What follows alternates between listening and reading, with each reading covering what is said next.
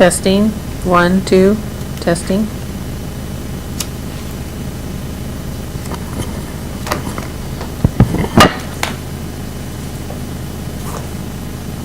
Okay, Mary, we're just going to tab 1 or? All right. It is Monday, November 27th, 2017. It is 7 p.m. This is a council special meeting and workshop for the City of Woodland. And will the clerk please take the roll? Councilmember Heffernan, Present. Councilmember McCall, Here. Councilmember Chapman, Here. Councilmember Hubbard, Here. Councilmember Fredericks, Here. Councilmember Jacobs. Here. All right. Everyone is here this evening.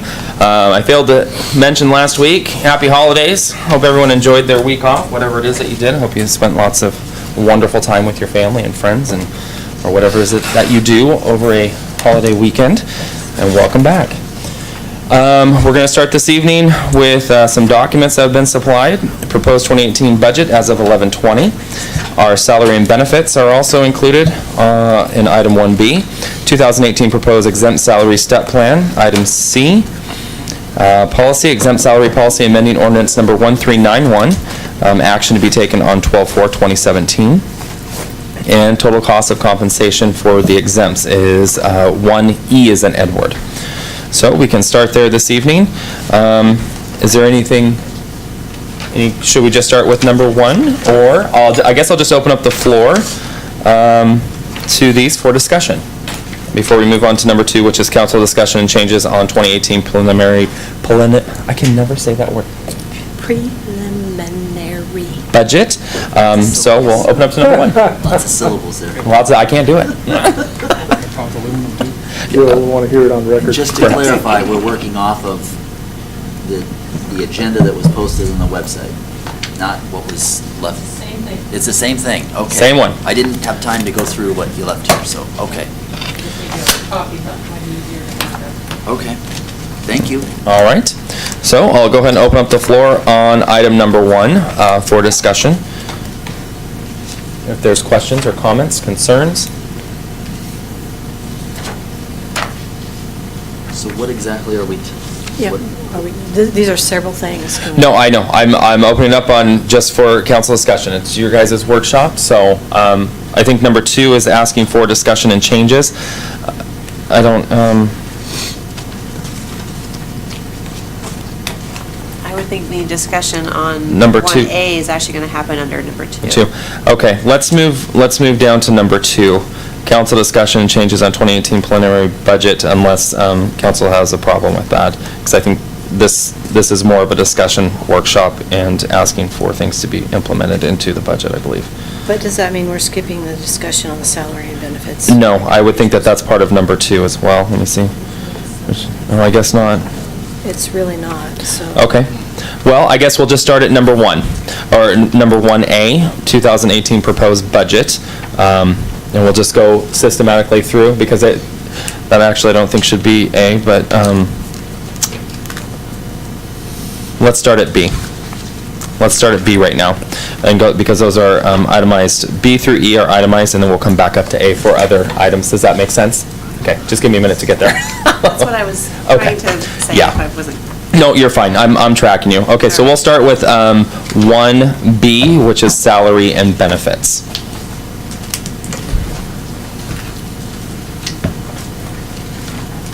It'll be on page 73. 73.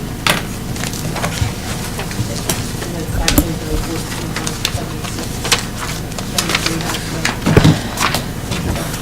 has forgot my magnifying glass. What I was trying to find in this packet was something to compare what it's at right now. And I didn't find that, so I have this that I have to go through to find it. Because I know that I asked for it and got it at one point, but it's not in here. Happy to wait. If anybody else found it and it's in there, then awesome.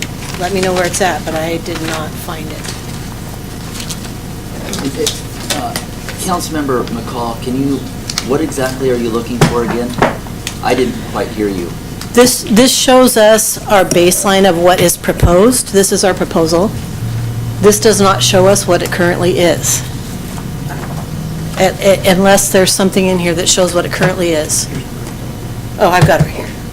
But I didn't find it in the current document. So it may be in there, but I believe it was 2 work sessions back that I asked for that, and then we got an extra copy made because it wasn't in the packet and handed out, so I'm going through that, I think is, okay.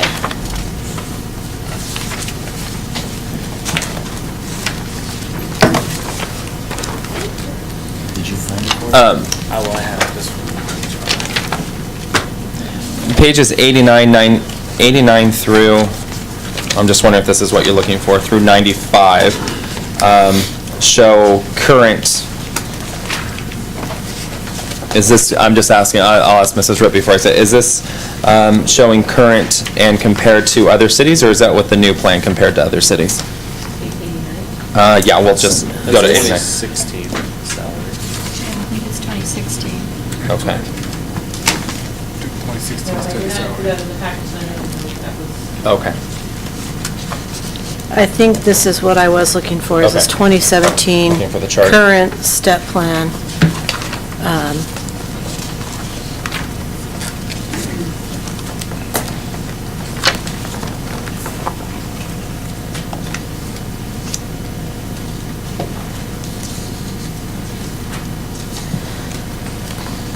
Do you want a few moments and we'll If go to somebody else Okay. wants to start, knock yourself out, because Okay. I've got You're to gonna take a minute? dig on this for a second now. Okay. Anyone else?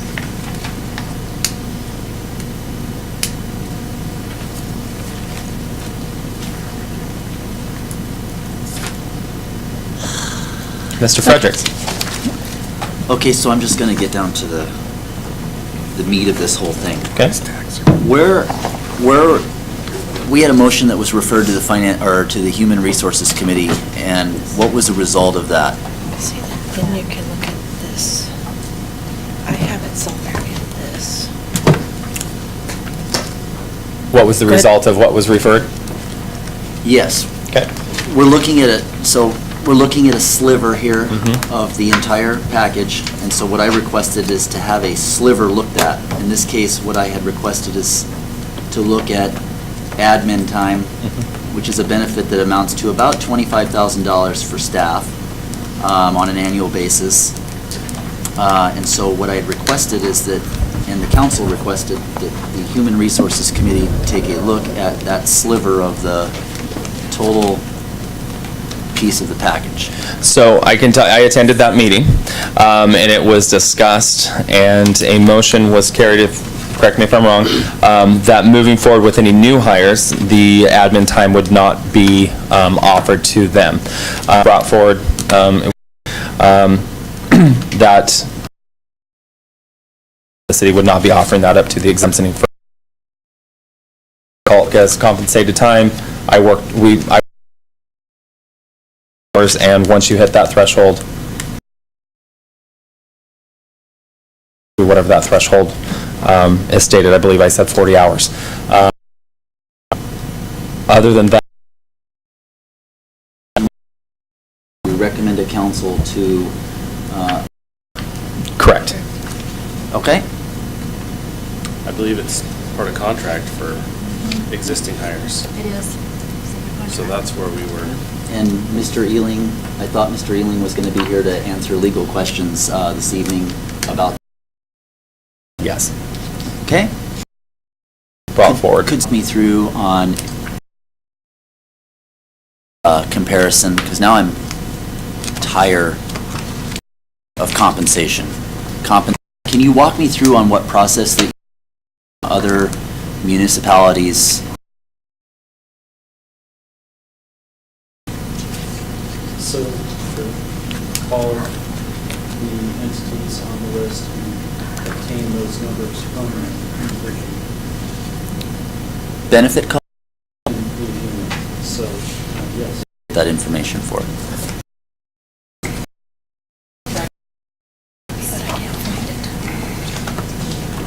So it was for an additional 10. being compared against. And we're on page 89, is that where that information is Yeah, located? that's where it starts. A little bit about health insurance.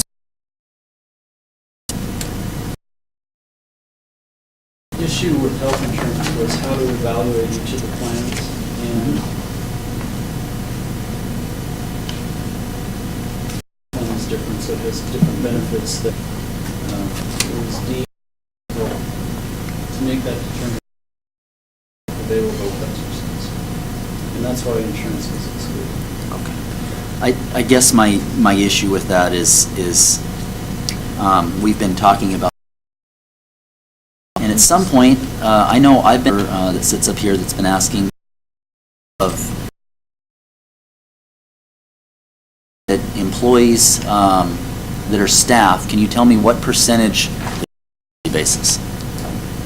Well, with exempts, 0%. Okay, so it's currently staff is paying zero into healthcare costs. Exempt. Staff exempts, I'm sorry, yeah, that's what I mean.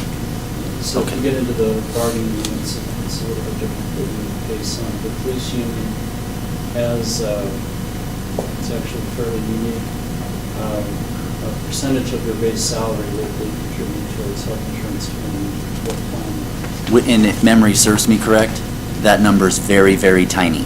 Right, so I looked at it today, and employee only is 1% of their base salary. Employee with child, I believe, is 1.5%, and I don't know the others. Right.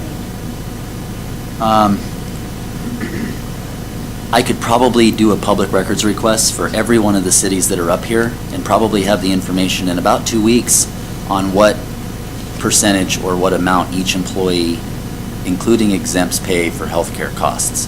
And what I mean, what they're paying, what percentage are they paying, and what amount do they pay And that- towards the that could healthcare be costs? obtained.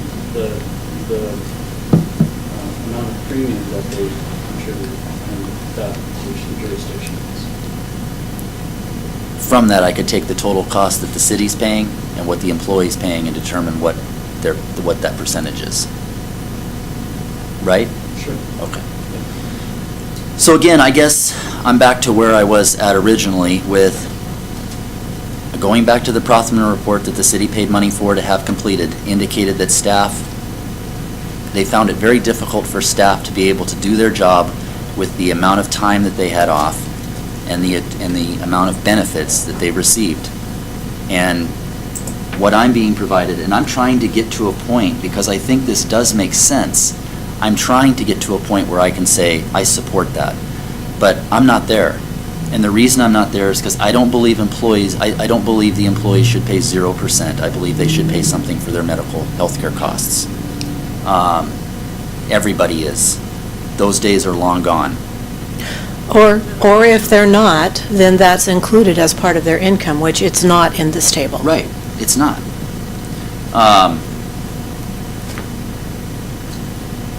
The costs associated with admin time. I think you could have flex schedule, not flex time, because we had a flex schedule, but apparently at the time, somebody was reading that as we have flex time, where we can, if we work 5 hours of overtime, we can get 5 hours worth of pay later, and not have it come off of our bank. So what I'm saying is the amount of benefit, the amount of sick time, vacation time, admin time, the amount that's paid into healthcare, we're not looking at the entire package. We're addressing a problem because we know we have a problem, and that's all we're looking at. We want to try to put a Band-Aid on a wound, and it's not working, in my opinion. And I think the whole thing needs to be looked at from that standpoint as well. And I'm going to say this because I think it needs to be said. I think there are people that are involved in this that should not be involved in this because it directly benefits them, and they have a seat at the table for the discussion. And that is very uncomfortable to me. And I don't think you get a good product when you do things like that. You end up with enough data here that is very difficult to follow through. And so I'm not there at this point in saying yes to that. So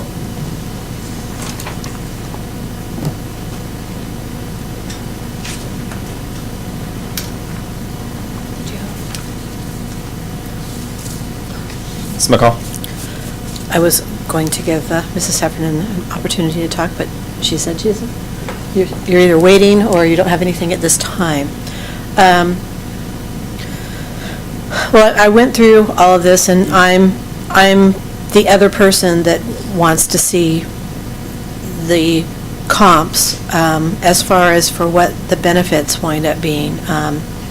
I started talking about that, I think, 2 or 3 years ago, because I'm a county employee and I receive a packet at the start of every year that informs me that my salary is X, but I had this many vacation days, my medical insurance costs this much, there's a pay-in for my Social Security, and it's all lined out, and it is a substantial amount of money that is the difference of all of the benefits that are included in the package of my salary. When we compare salary to salary, but we aren't comparing, I know that as a county employee, I pay into my medical insurance. It's still not a very large amount, I don't think, but I do have to pay into it, and I am an exempt employee. I'm not an hourly represented employee. And so that is a benefit to our exempt employees, that they are paying zero. I don't know if that is a contract issue or what the issue is, but I know that we review them every year because the costs are going up every year for medical coverage. And so that benefit is calculated every year, that I'm getting more money. I'm getting a raise every year because it's costing the county more every year to pay for my medical insurance. So I can't just look at what my dollar amount is and say, okay, this comparable job over at the City of Vancouver, they make $1,000 more a month than me, but maybe they have to pay $500 a month for their insurance. So it's not $1,000 more a month, and that's not in this mix. It's not calculated in this mix, and it could be an actual substantial amount of money and difference. The other issue that I have on here is I have really high concerns about where the community development / planner landed. This person, we've gone through 3 of them in the last 5 years. This person is a highly political position. They also, since we are a member of 2 counties and are part of the GMA, they have to know the GMA rules. And I think that this calculation that came up is still too low for us to get a candidate that we're going to keep and retain, and that's going to make our developers and our development community happy with the level of professionalism that we get. The last 2 that we've hired have both been brand new out of college, and I don't think we're going to get somebody else. We're going to get another brand new out of college with what we're putting as our salary range again. So we'll train somebody and they'll leave again. Mr. Boyce. If I may, we have interviewed community development director candidates. And I can tell you, we do have one that I'm negotiating with who has Washington experience, and this isn't first or second job. He actually has some significant experience. Part of the difficulty I'm having right now is determining salary. His current salary is above our pay grade. Probably our highest notch. Right. Yep, that's what I thought. Within the revised grid, I think he fit right around step 5. But anyway, that's an ongoing negotiation. But you're right, it does limit the applicants we have. We only really have the one applicant with Washington experience. And this is a step in the right direction, but I looked for comparison, and a planner 3 for Clark County, the range is 5,700 up to 7,037, but that is a person who is under a supervisor and is not supervising the department. They supervise projects, but they do not supervise the program or represent the entire county, which is what a director would do for our city. I also, I'll say it again, because I keep saying it, but I went ahead and did a visual so that I'd have something to hand out if I can find it.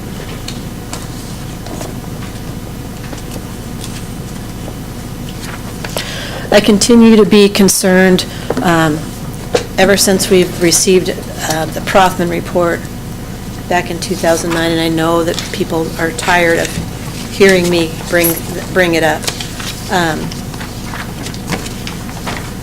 And they also are tired of us being compared to Ridgefield. But that said, I am going to compare us to Ridgefield in one way. We were growing faster than Ridgefield. Now we are growing, how many more?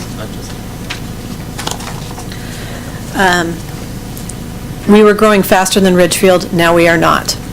I went ahead and did a comparison of what the load is on the staffing, and the staffing is almost exactly the same, but it is divided differently. It's divided as was recommended to us of having there be a clerical administration department and a finance department. And they also have a lot heavier load on their community development to be able to serve adding development and serve these developers that are coming in that need, if they don't have the services, they will go somewhere else and build somewhere else. So I found it kind of interesting. The other clear difference was they have an additional staff member that is dedicated to community relations. That's called a community relations specialist that works with their chamber, that works with their downtown association, that works with the website, getting information out and making sure that the community is aware and of what's going on. They have 9 total in administration and finance. We have 7.5, so it's still the same load with just one additional person with that, well, it's 1.5 difference. But there's a clear difference in the way that the workflow would happen. You have administrative and operations, and then you have finance and budget. And I have believed for more than the last 4 years that that would increase our efficiency.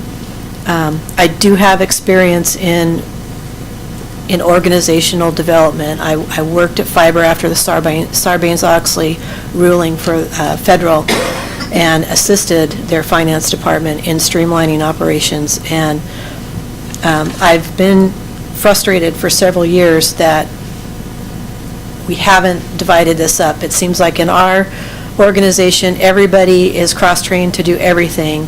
But if 1 or 2 key people is gone, everything stops. There's been several projects that have taken 3 years, 5 years, 7 years to get done, and frankly, that just doesn't work with the current political environment. You have citizens that are saying, "Oh, we want term limits. We're going to vote people in for 4 years." So we have people coming in for 4 years, rotating back out, and the project takes 5 to 7 years to complete. So what winds up happening is the project drops unless there's somebody who has stayed the course on the council, or now we have the city administrator to assist with staying the course. And it seems like a lot of these projects have started back over again when we've had turnover in chairs on the council, and that's been extremely frustrating to me. I think it costs our citizens money. An example was the website. Another example is, I believe, a year and a half ago, we asked it might have even been longer than that we wanted to get that fee off of paying online and switch to being a monthly utility bill and what was going to happen with a monthly utility bill. I think we've gotten 4 or 5 reports on what would happen or what we would have to do that, but it still hasn't happened.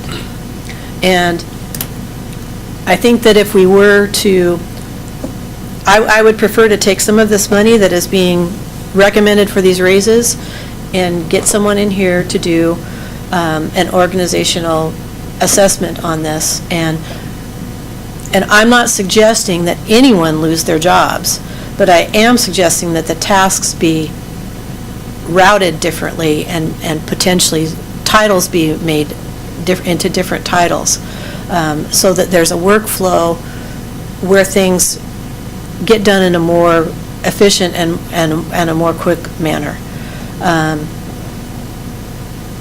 I really found this telling when I spent the time to do this. This was really interesting to me, that it's almost the same amount of people, but it's organized differently. They've got a lot heavier load in community development because they're taking that very seriously, of being able to serve that community to get those permits in and get them back out again and not cost the developers money.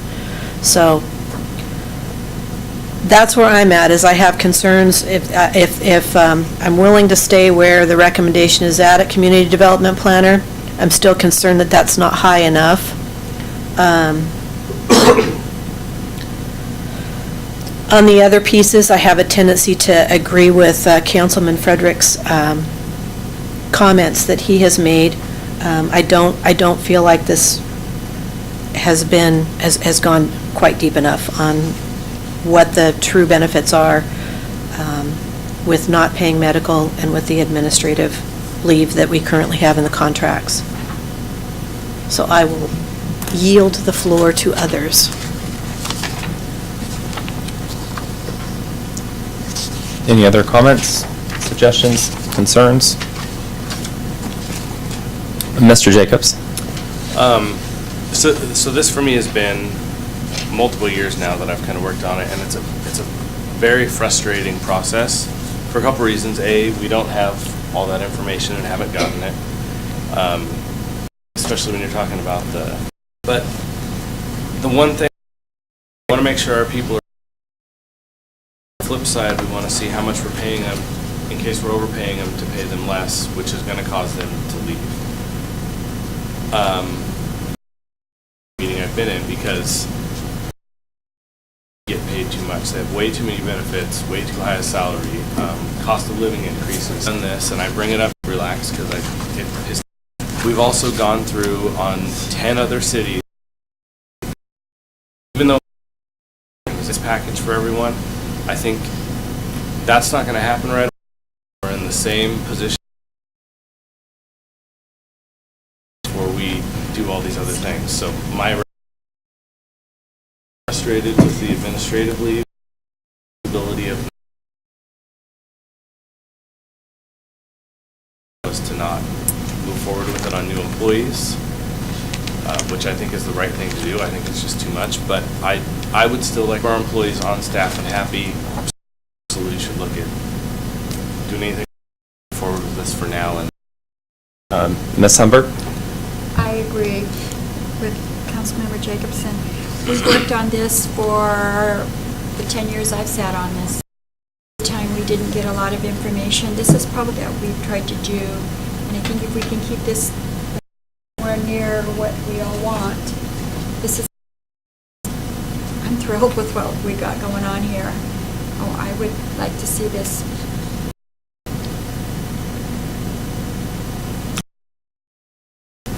Did the committee take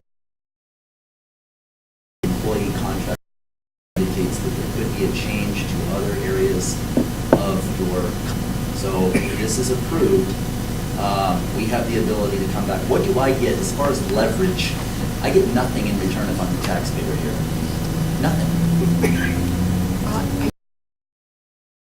We do this and get what they are doing. Their idea. Without going what we'd like to do. How long have you worked?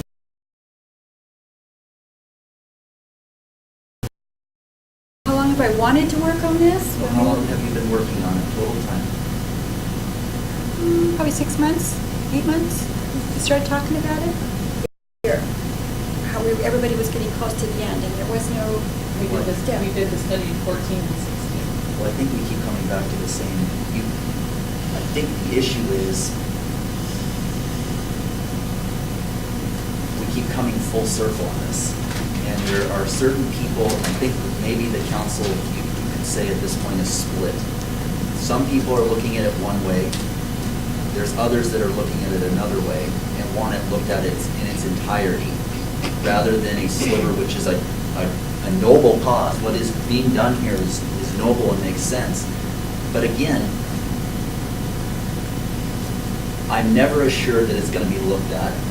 There's never a timeline on the other things. So if we pass this, there's never a timeline on when are we going to look at the others. It doesn't go away, and then if flavor of the month comes in a couple of meetings and we end up not even focused on it, and it goes away.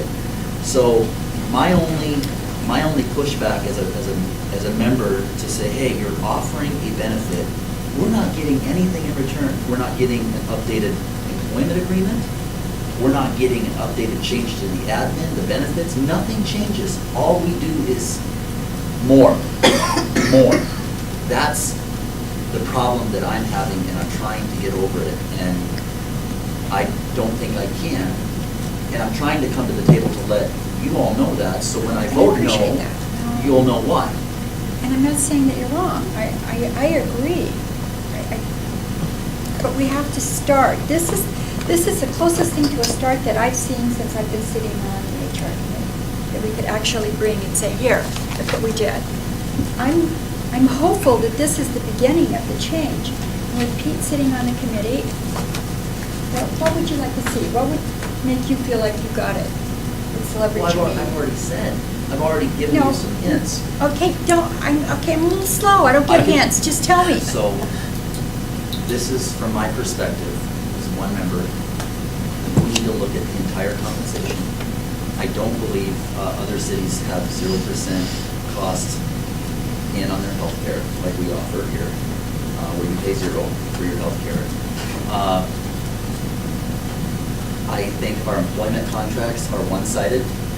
I don't think, see, we're gonna do this, but we're not gonna, if I get a benefit at my office, I have an employment contract.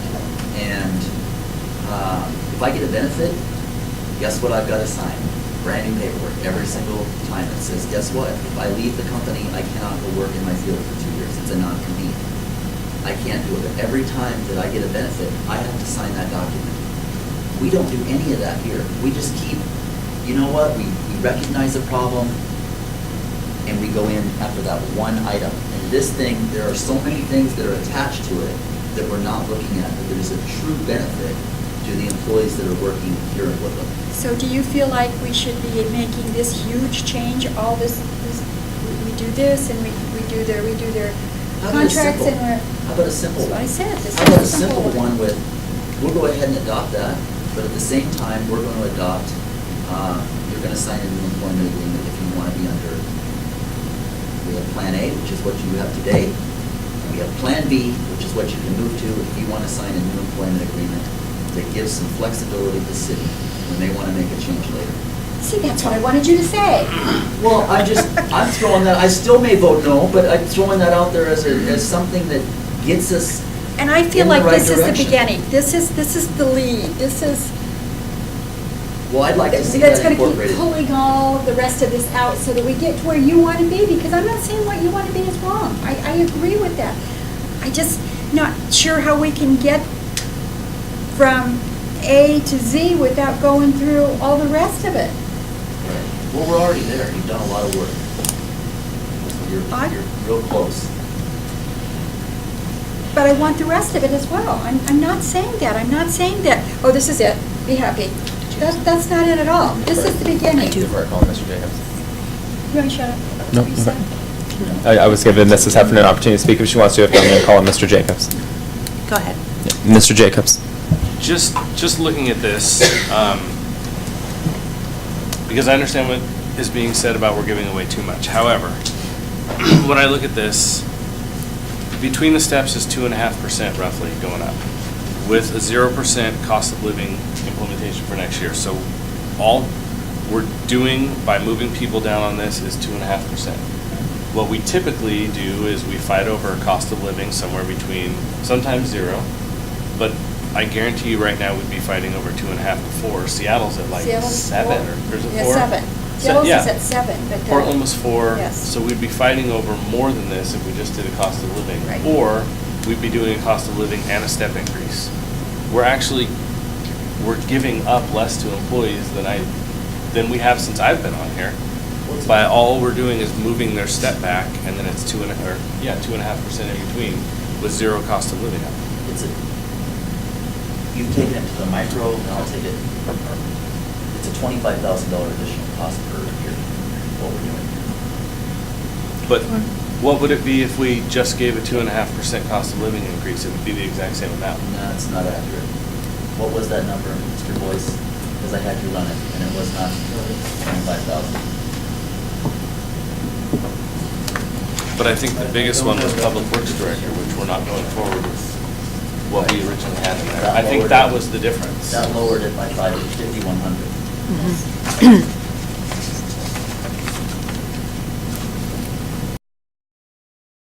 Didn't know if Oh. Matt was done. Oh, I think I so, thought you yeah. were, sorry. Again, I totally agree, but I think right now, it's not like we're giving 10% and asking for nothing back. We're doing, We're giving folks upward mobility, and what is the percentage that they have today that they can make? It's 10%? Is that what it is? Is it 2.5% per annum? They're at step, I'm looking at they still have an ability to make 10% more, and if you're making 90,000 a year, you're making 100,000 a year into that step plan. So we're giving a benefit.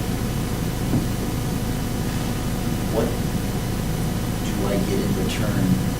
Anything to make it easier? Nothing so far. No admin time for new employees. When you're working with your employees and you have an employee that's really unhappy because you said he's not going to get a raise or he's going to have to pay more for his insurance, and then he starts looking for another job and starts talking to other people, and how does that make your work environment? How does that make your company? I mean, what do you? Well, we're talking about a public company, or it's a little bit different conversation. Because here Absolutely. there is no pay for performance. You're right. I can be mediocre, and I can be there for 30 years and do C work and get paid all day long and get all the benefits. In my world, C doesn't cut it. I mean, that's how it works, and Oh, you're right. It you know, is. it's a little bit different. But I don't know that we have anybody that meets this criteria that's doing a C job, and I certainly don't want them to go somewhere else while we're looking for, and then we spend a year looking for someone, and then we have the. There is a cost. I hope when we onboard an employee or before we start the interview process, packages, because if we're having that, you know, you're going to be paid a little bit less here in Woodland, but let me tell you, you're not going to pay anything for healthcare. It's going to take about 6 hours of your life, but we're going to give you 96 hours a year of comp time to take care of that. We're going to let you accrue gobs and gobs of sick time, and then we're going to give you we're going to give you every holiday off, and we're going to give you vacation time, and we're going to give you all of that. And Well, if it's so wonderful, why don't you come work for the city? you know what? Given if I had the proper skill set, not a bad gig if you can get it. You might. You just got done saying. They're I'm- probably doing C work. How could you do less than C work? You got a guaranteed public employee retirement system. I mean, I'm gonna stop you too, please. Okay, I'm just Ms. throwing it out McCall?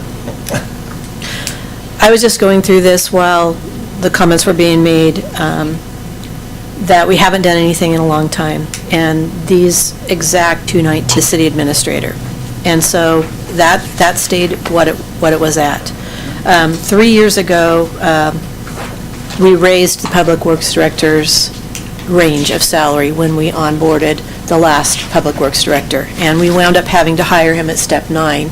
And so we were aware that we needed to adjust that salary when he left.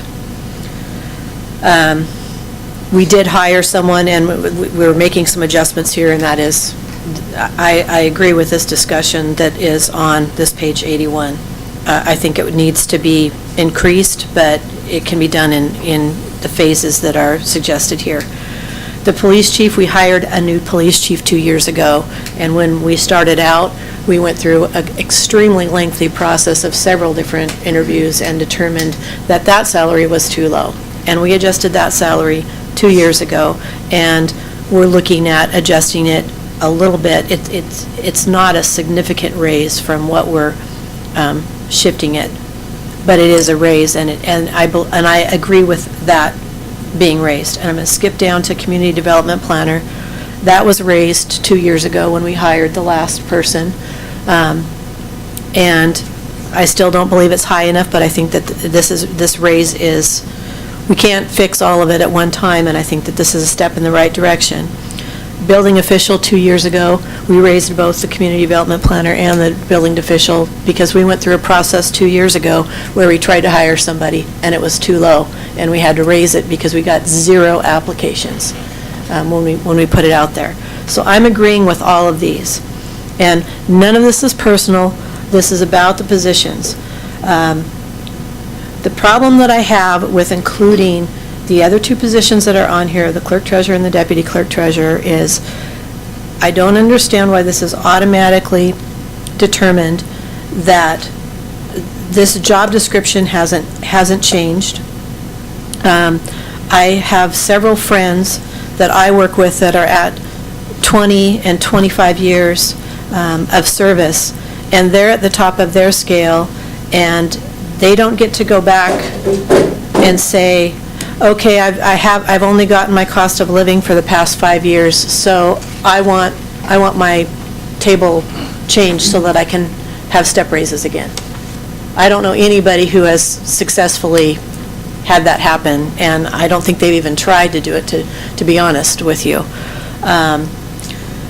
It does not mean that these jobs are not hardworking jobs, that they aren't valuable jobs, but I don't understand the logic of that it's just been that way for a long time, so now we've got to change the whole pay scale rather than doing a COLA increase on that. If the pay was a certain range, then the pay was a certain range. The other issue that I have with it is I'm still stumping for wanting a reorg in that department, and I've been wanting there to be a clerk department and a treasurer's department for several years now. I can't agree with changing these pay scales without changing the job descriptions.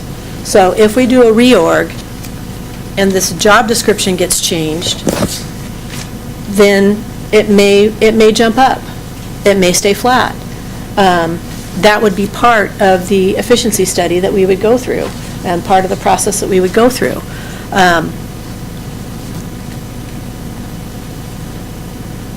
I know that probably sounds like I'm picking on people, but this isn't about people. This is about trying to be as efficient as we can with tax dollars and allocate the money where it needs to go.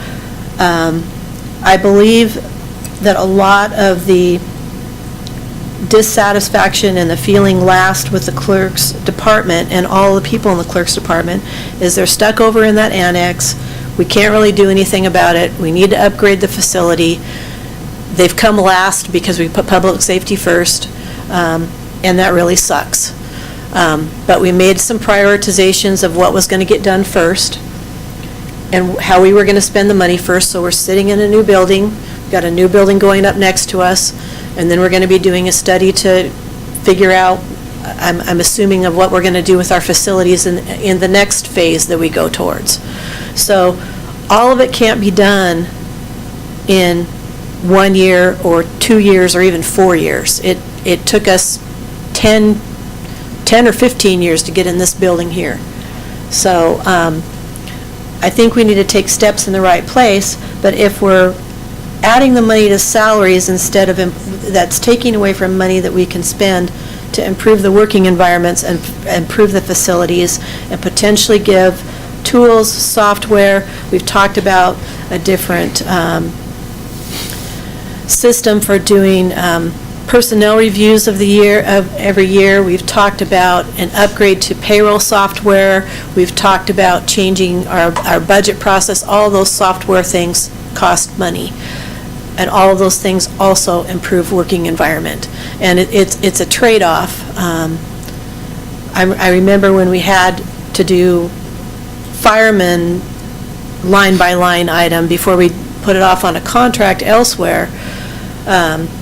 I would talk to the firemen, and they'd say, no, we need to have the boots, we need this new fire truck, the salary can stay flat, but we need the tools. And I think that's where we're at now. We have a lot of things that need to be upgraded and updated in our day-to-day operations, and we've systematically gone through and improved several different things, and I think that the clerk treasurer's department is up next. But if we put the money into the salaries, rather than putting it into the improvements that we need to make, it's just going to be that much longer before we can get that done. Mrs. Heffernan? I knew if I waited long enough, it would come around to what I was sitting over here thinking about. So thank you, Councilmember McCall. I think that we've done a great job of talking about the nuances of all the levels and all the different issues regarding salary. What I think that my perspective is I fundamentally disagree with the concept that pay is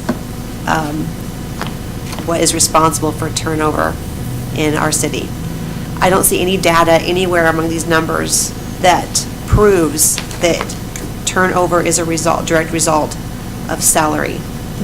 And I don't think that business psychology would support this assumption that salary is what determines someone's job satisfaction. It is a part of it, but it's not what determines what keeps someone at a job. It is many more things than that, and that's what Councilmember McCall was starting to touch on. It's about, do you have the resources that you need? Are you in an environment that's conducive to working? Is the relationship between the employer and the employees, is that healthy? Is there a sense that you are a valued member of the team, that you're listened to? There's so many more things that actually are rated as a higher value when people decide to leave a job, and it's not salary. So all these numbers and all that we're talking about regarding salary adjustments, we're using turnover as the impetus, the justification, and I disagree. So then, to touch on Councilmember Frederick saying, what do I get? If turnover is not driven by salary, then what do we get by increasing salary? We're not going to get lower turnover. We're not going to get increased productivity because we're not investing in an environment where the workflow can happen better, or the people's just sense of satisfaction is increased. So I'd love to pay everybody more money. That's what my heart tells me. My head tells me that if you were to ask average Joe citizen where they want their money spent, I do not believe that increased salaries is where people would want to see their money spent. We do better to invest it in the things that actually do bring job satisfaction, that actually attract employees and keep employees. So that's my 2 cents. Thank you. And Ms. McCall? I would just add one other thing, as far as for what we spend money on the budget, it should also attract and retain citizens and people who want to live here and people who want to live, work, and play here. All of that should be a consideration whenever we're spending the dollars here. What's the safety consideration? How are the parks? What's the quality of life? Thank you. Mr. Jacobs? I just wanted to clarify on the salary keeping people here. I don't think this came from that, what it came from was we were hiring people, we were having to hire people that weren't as qualified, I believe, sometimes as we wanted them to be, because those people should be making more money, and we were hiring people on at step 9 with no room for growth. That's what causes turnover. You're hiring people who are less qualified than what you want because you're offering them less money, and then you're putting them in a spot where they can't have room for growth or more raises. I think that's where the frustration comes from. It's more on the new hire side than it is on current employees.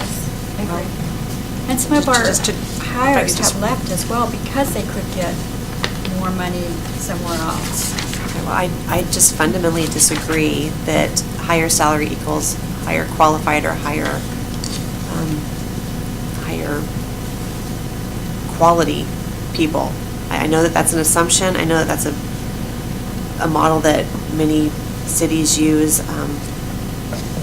My area of education is business and psychology, and the statistics just don't back up what our assumptions tend to be. So I disagree, and I'm not saying you can't think that, or that the majority of the council can't go a different direction, but that's just how I see it. If you go look at the private sector, though, someone with a bachelor's degree is going to get paid more than someone who doesn't. Someone with 10 years' experience is going to get paid more than someone who doesn't. Maybe they're not a better employee, but they're going to have more experience and more qualifications. They're worth more money at that point. That's life.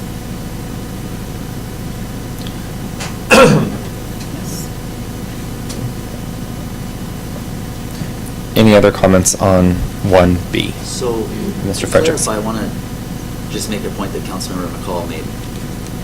Many of these have been addressed.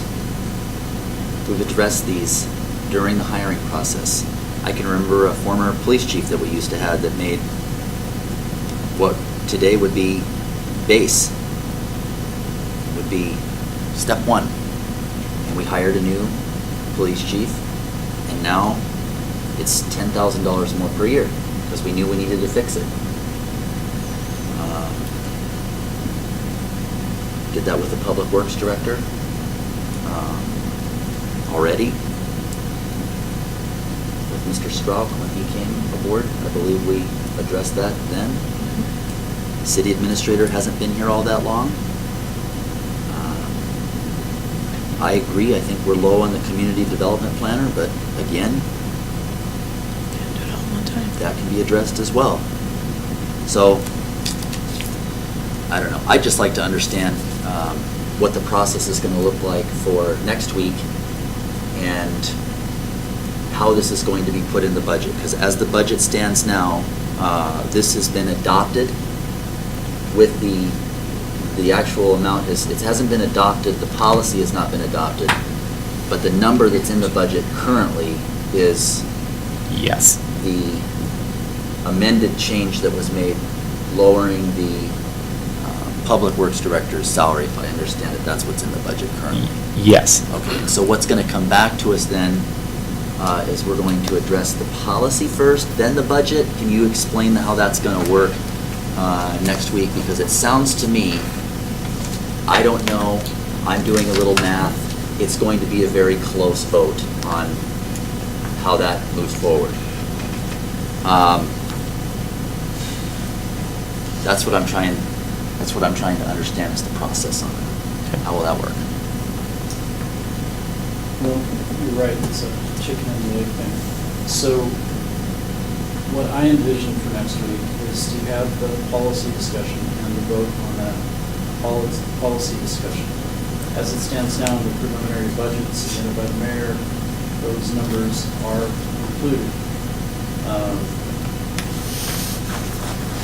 If, let's say, the votes are there to leave those numbers in the budget, but the policy fails, we have those expenditure appropriations in the budget, but no authority to spend up to that amount. So the salaries would remain on the same grid. So really, we need to have the policy discussion first, and just see if there is a majority one way or the other on the council to make the policy decision. At that point, if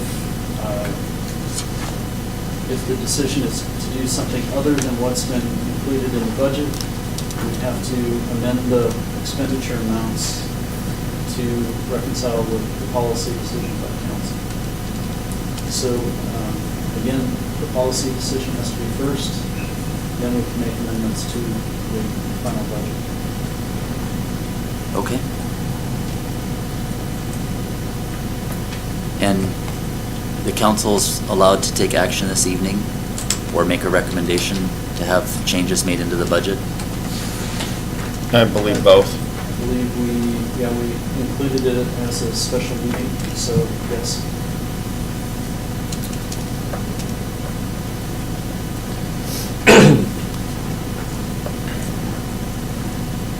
Okay. Thank you. Okay. And I know that 1B, C, and D, and E all go together. And I think there's been a lot of discussion, and they've kind of all encompassed all of those. But I'd like to drop down to 1C now. If there's any 2018 proposed exempt salary step plan, which has been the majority of the discussion this evening. So, looking at that, if there's any changes or any other comments towards that salary grid, now is the time to speak. I'll have one in just a moment. Okay. Well, maybe, what time is it? It's 8 now. Ms. Gauss, want a 5-minute break? We've been at it for an hour. Yes. Thank you. We'll take a 5-minute break. We'll reconvene at 8:06.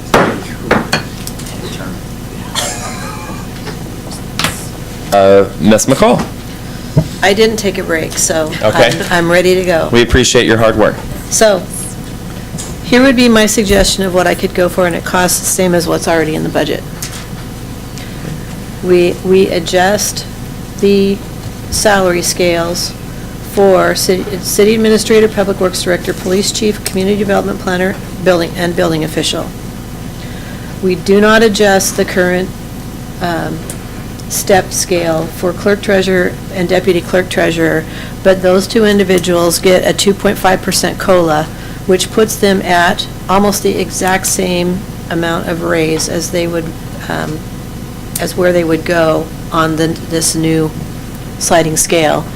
And then we can determine as we move forward and we do a study on if we're going to reorganize, if these job descriptions are going to change, that pay scale may go up at that point in time.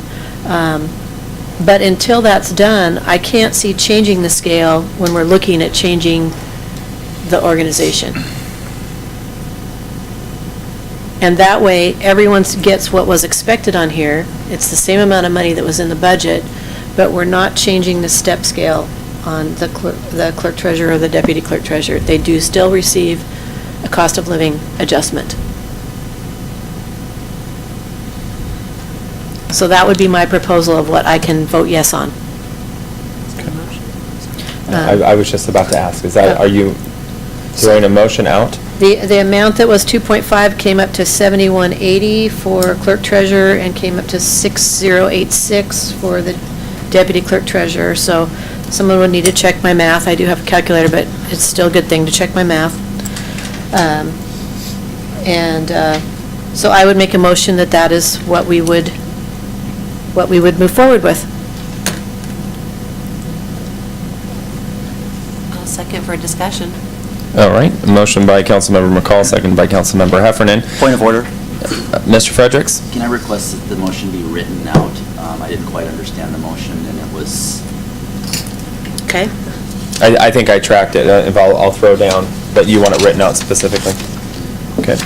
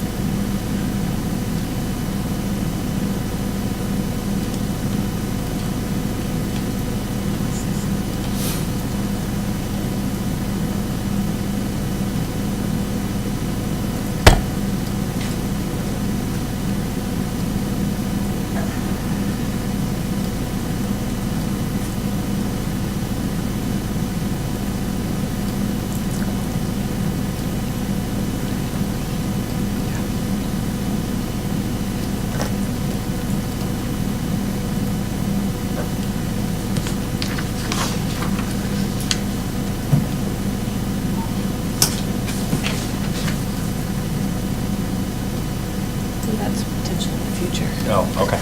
I didn't know, I This- was this- putting it in there because I thought that's what you wanted. Okay, so I make a motion that we, I'll correct my motion so it's more clear. That city administrator, public works director, police chief, community development planner, and building official have their step plans change as proposed on page 81 of 219. And that includes the notes in red on the public works director salary.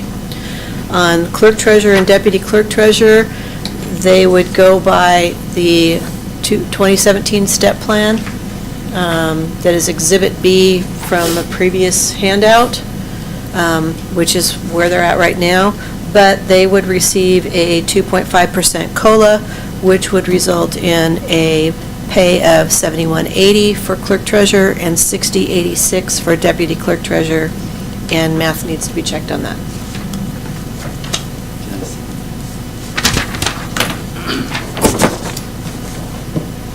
Mr. Mayor, Mr. Boyce?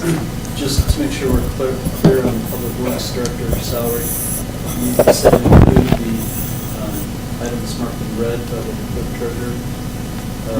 So we would be adjusting the Public Works Director salary step or base at 7,941, and then we need to recalculate step 2, 3, 4 all the way up on that lesser amount. Is that what this red box says? Right, so that's the intent behind it. So Okay. I just wanted to make sure City Council. Yep, and that's what I was tracking with, was what was on this sheet. So these changes then, if adopted, would be put into the ordinance that is currently going to be proposed at the next meeting. Yes, and that would mean that the HR committee's recommendations would be adopted for all of the other positions besides the clerk treasurer and deputy clerk treasurer. I'm recommending that we move forward with the organizational assessment. I didn't see that in the written motion. I didn't add that to the motion. Do I need to add that to the motion, or would you like to make an amendment? No, because I don't like the motion, but I'll debate that in a But, minute. has your point of order been taken care of? I guess it's been put in written form for clarification. And seconded. I do second the motion as written for discussion. She read it out loud. Well, you may not like the motion, but I still second it. No, I understand. The motion, the way it is written is not clear, and so but I understand what we're doing, so I got it. All right.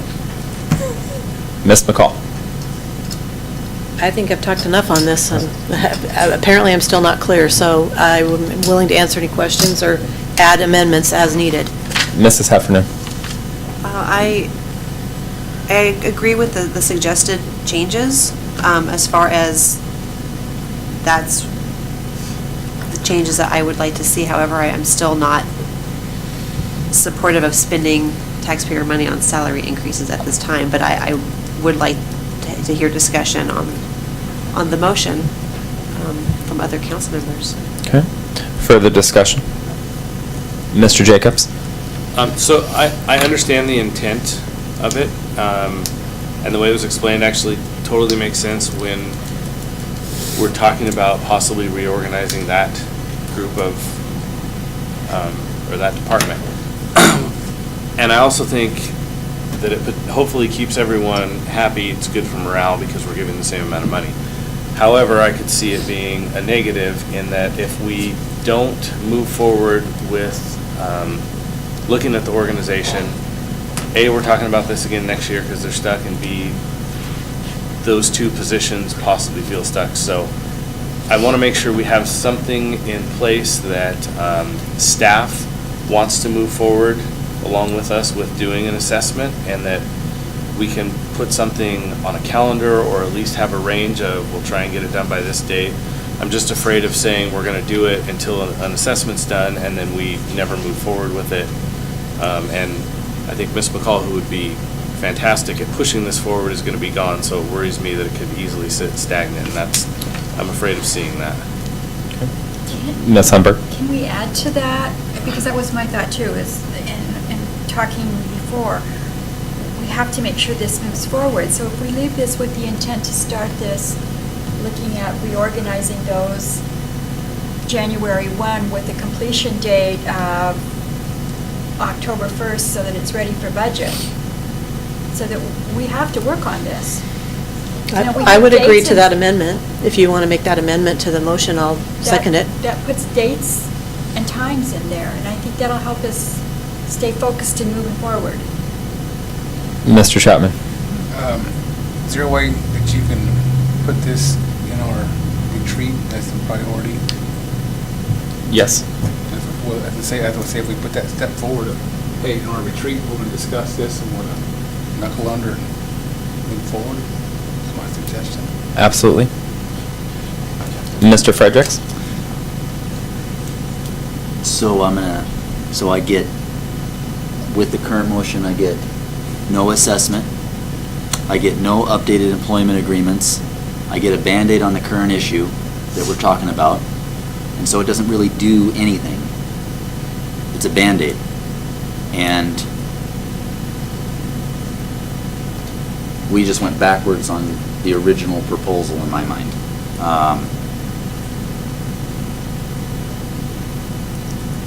Still talking about 96 hours of admin time. Nothing, we're not looking at the entire package. We have, our employees pay 0% of their healthcare costs. And here's one thing that I've found out. If I don't do something now, it will never get done later. It's the way it always works here. We pass a policy, we have these good intentions that, we're gonna do this. And we've been talking about some of the stuff that we're gonna do for 10 years. So why would I risk, on behalf of the taxpayers, going forward with this proposal when I get nothing in return for them? Nothing. It's a one-sided deal, and I just don't think it makes sense. I think there's a lot of things that need to be put up on a Gantt chart that need to be addressed specifically surrounding this issue, and say this is what we agree that we want to have looked at.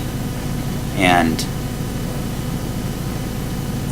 I think that is something that we need to take a look at the entire package. We're not doing that. This doesn't solve anything, and it gets us nothing. Ms. Humber? I, again, disagree a little bit. I'm still feeling like we're moving forward, and I really like your idea of a Gantt chart. I think that's a great idea. I think we need to sit down and put this out on a Gantt chart so that everybody knows what everybody else is thinking and how they're feeling and what they want to do. And that's why I want to put a date on this, so that we're going to start working on it. Not just, oh yeah, we're going to start working on it. We have to, because we now have an end date as well. And let's get the Gantt chart going on, and let's do this. So I would. We sit up here too, and we haven't done anything, so it's not, we all got to do it. I would add an amendment to my motion. That would be that the organizational process study be completed by October 2018, prior to the next year's budget process. And that is part of the conditions of these raises. So that's a motion, an amendment to my original motion. The organizational process study complete by October 2018 before next year's budget. Mr. Boyce? And so for clarification, an organizational study of the clerk treasurer department? Yes.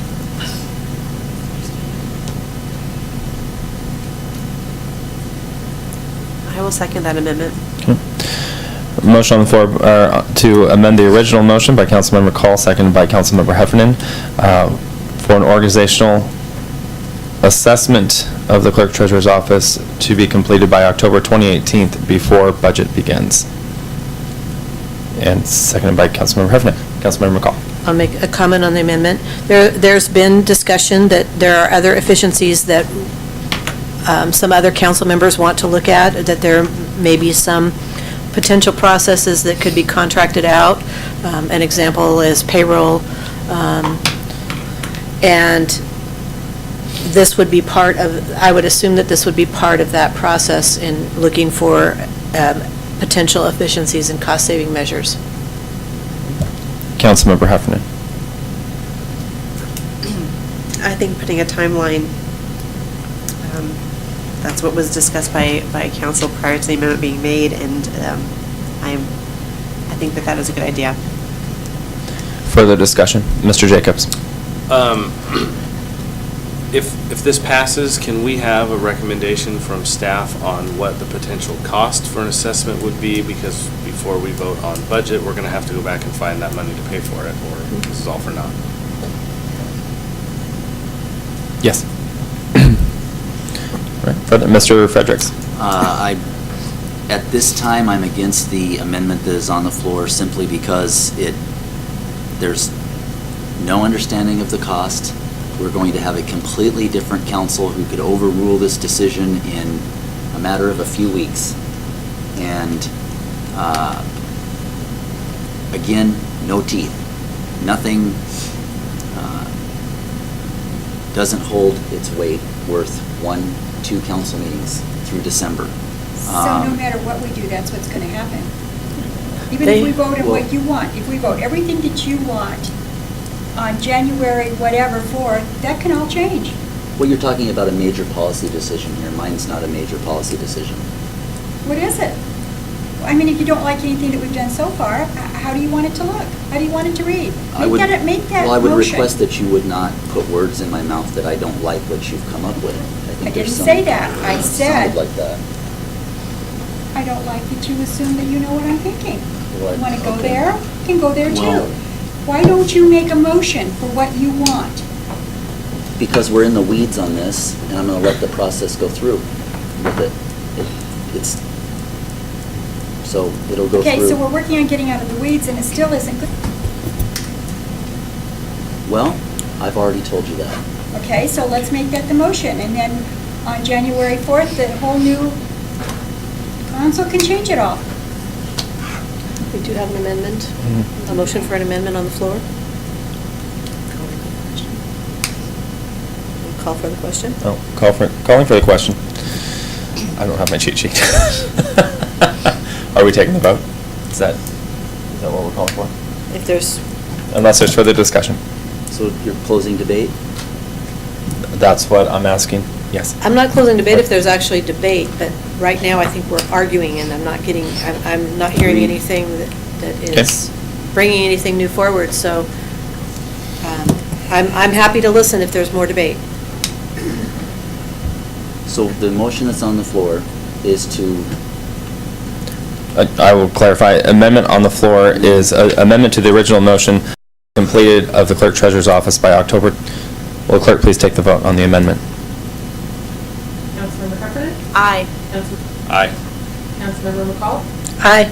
Aye. Councilmember Fredericks, no? All right, the amendment passes.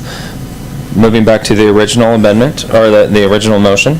Apologize. I'm sorry, the original motion. I have an amendment to offer. Mr. Fredericks. And I can put this in the writing, but it will need a recess if it is seconded.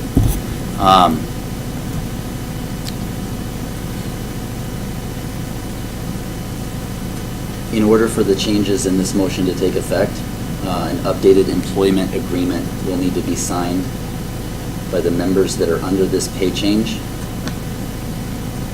where it does not affect those employees.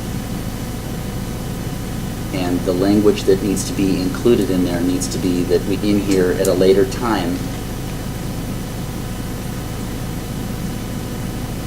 to address changes in benefits,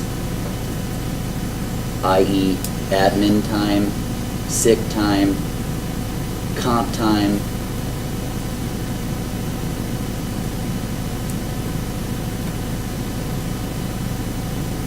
Okay. There's a motion to amend on the floor, to amend the amendment. Is that correct? No, Or the the main motion. Main motion by Councilmember Fredericks. I'd second that.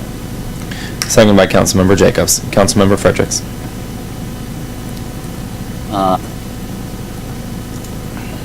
This amendment will just, if you want the benefit, then you've got to agree to something that changes later through a process that I guess we're going to address in the next year regarding the total compensation package, which doesn't seem to be too much of a hot point at this point. One member has an issue with it, but others don't, and that's okay.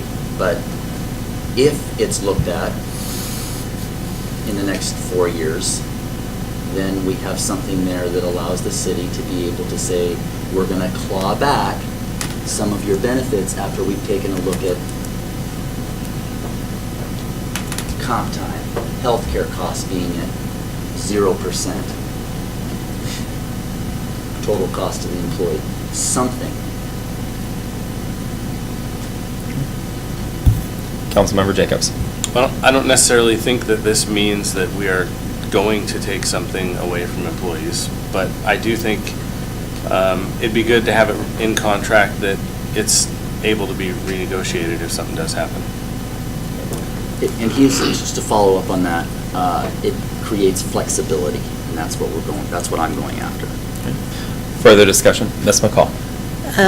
I was writing down what you were stating, and one of the statements was employment agreement by all employees to accept changes in administrative benefits, i.e. sick time, comp time, et cetera.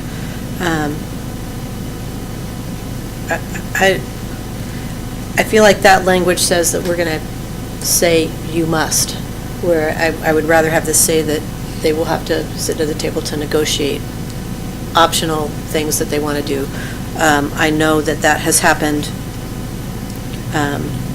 in other municipalities where people are saying, I don't want to lose any of the benefits that I want the same health care coverage, I want the same health care carrier, and so then there's a time where they sit at the table and go, okay, well, if you want that, then your copay is going to go from $10 to $20, or it's going to go from $20 to $40, and then you can retain. We'll keep paying for this policy, but we're going to negotiate some other things. So you keep your carrier, you keep your doctor, but your out-of-pocket is going to go up. If this says that it is requiring them to accept changes rather than to sit and negotiate changes, I'd prefer that language be there. This seems like it's a you must, where I would like it to be It's a quid pro quo, so to speak. If you want this, then you sign this. And all I'm saying is the new document needs to say something about flexibility to make changes at a later time in the plan, just like most of the employment agreements already have. And I would as agree a with fact, that. I think it's a really a moot point anyway, because the two longest term employees that are covered are not in the main motion anyway. So at this point, I think it really doesn't make sense, because I believe all of the other employment contracts, if I'm not mistaken, have the ability to be changed. They do. So it's a waste of time. I encourage you to vote no on this amendment. It's a waste of time. He took the words out of my mouth. Okay. Seeing no other hands, will clerk please take the vote on Mr. Frederick's amendment? Councilmember Jacobs? No. Councilmember Heffernan? No. Councilmember McCall? No. Councilmember Chapman? No. Councilmember Hubbard? No. Councilmember Frederick? No. All right, back to the original motion that is on the floor by Ms. McCall. Further discussion? All right. Can you read Yes, it? I'm going to read it right now. Read it with the amendment included. Yes, that the city administrator, public works director, police chief, community development planner, and building official change step plan as proposed in the preliminary budget, and the clerk treasurer and deputy clerk treasurer stay at current pay scale but receive a 2.5% COLA. Right? And then the amendment that followed. What was the amendment? The amendment was organizational assessment to be completed at the clerk treasurer's office by October of 2018 before the budget begins. We'll look further. Mr. Jacobs? Again, I just worry that it's gonna be an $80,000 assessment and we don't have it to pay for, and then I'm not sure where this motion goes at all. So I'm just wanted to say that.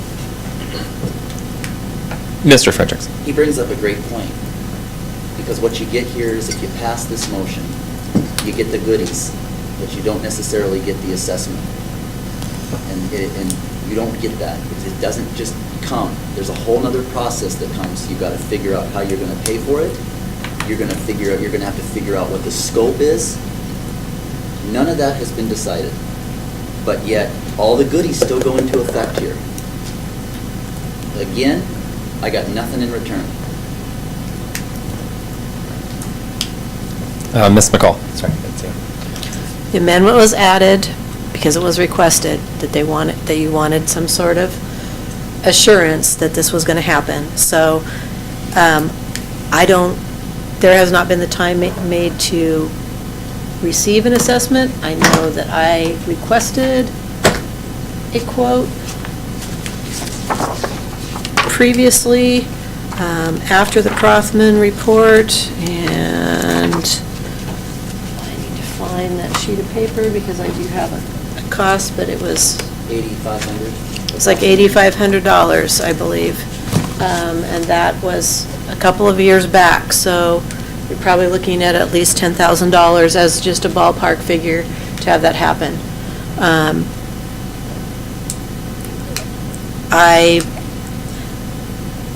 At this point in time, I consider this a bargain. A lot of people would not, but I know my frustration in trying to get some of the processes done that have happened through this last 11 years.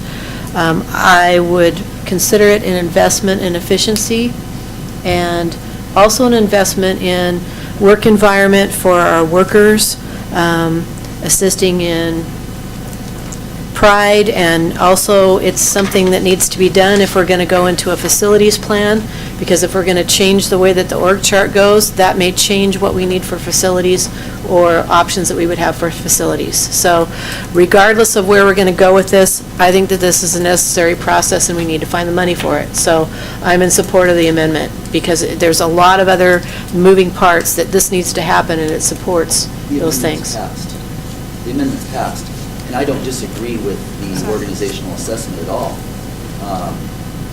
I disagree with what is attached to it, and so. Okay. But I think your points are very valid when it comes to the organizational assessment. Mrs. Heffernan? I understand the concern of cost. However, we have back on November 6th, proposed budget changes by Councilmember Fredericks, where items to fund from those cuts, one of which was a clerk, treasurer, community development department assessment that was estimated at $20,000, which I remember at the time said that was probably overestimating. So I think concerns about $80,000 or a very high amount is probably not something that's going to happen. It seems like somewhere between about 10 and 20,000 is what was already thought of when we talked about assessments. So, if nothing has happened in 10 years or 5 years or whatever amount, and tonight, Councilmember McCall has brought up something that actually moves this forward and does something, and yet, this brick walls get thrown up by the council member who's complaining that nothing gets done. So, I'm not supportive of spending the money on this. However, I think I've been swayed to support this motion simply to move forward and take action on something that we have discussed for quite a long time, that the HR committee has worked hard on, that we have for an hour and a half now discussed at great length. So I think that the assessment that's requested is going to be a reasonable cost compared, in light of what has previously been discussed about what it is estimated to cost, what's already been requested in budget changes in a couple of weeks prior. I've been swayed. Mr. I Fredericks? just want to clarify, the amount that was in my original cuts had called for an assessment, but I want to be clear that that dollar amount was not included in the budget because we needed it for an additional cost for a police vehicle. We needed to increase the amount of money for the Humane Society contract and some funding for Horseshoe Lake. So the assessment will still need to be paid for. But you're right, I don't believe it's, I don't know where the $80,000 number, is that? I had no idea what a number Yeah, was, so I was throwing and so- something out there. No, I understand. I follow. Our mayor has submitted cuts also that would cover that amount if need be. So I have absolutely no qualms about changing my vote to support this. So what we're really supporting tonight is just to add it in there. We're not supporting actually paying for it. Right? That will be the secondary part of the budget as we move through the rest of this work session, is finding the money. Okay.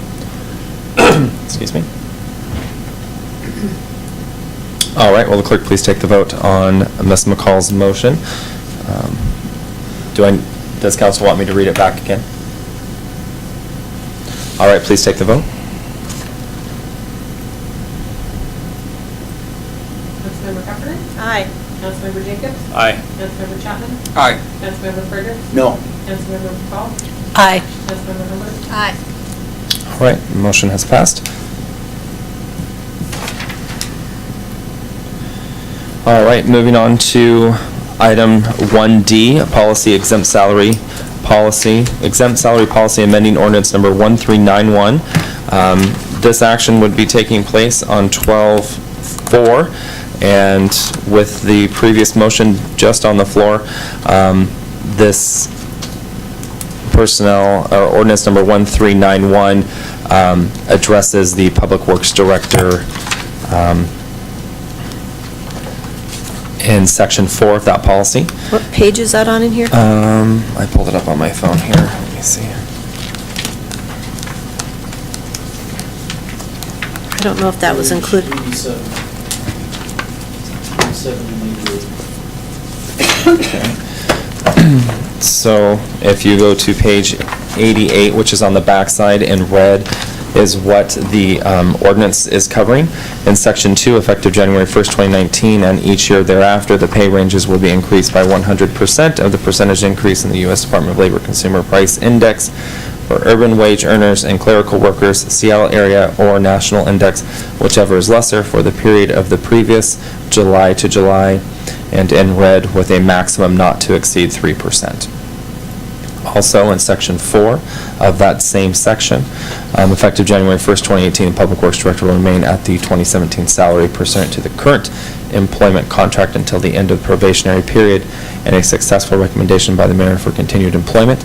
At that time, the 2018 salary will be adjusted upward by 50% of the increase of the 2018 Public Works Director Administrative Set Plan, Step 1, which is what was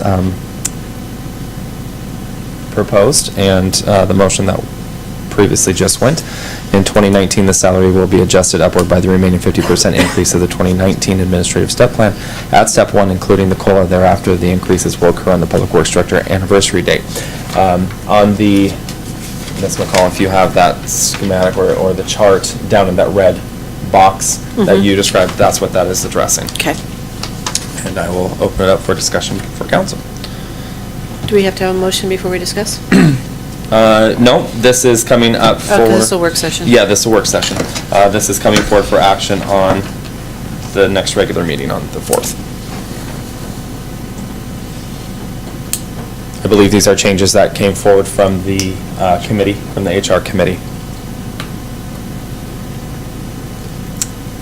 Ms. McCall.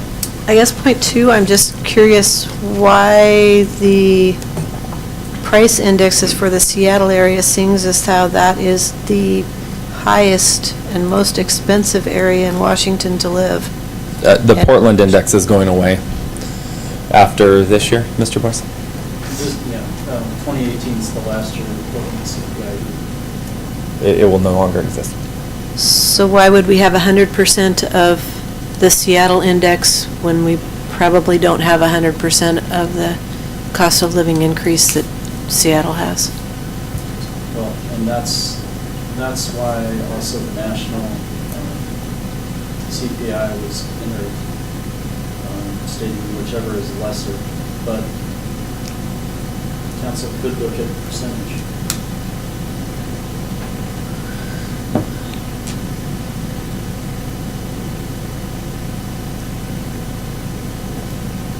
And I also think the cap of 3% also tries to help limit that impact. Is there anything in here that lets us, it seems like this takes away our power to freeze wages if there is an issue, as there was back in 2008 and 2009, where we just had $0 anywhere, and we froze those COLAs. This is, I don't see anything in here. This is saying that we must do that increase So with this language. Is there somewhere in here that's saying that we can't, that we have to do it? So if council wanted to do a 0% increase, they would have to amend this.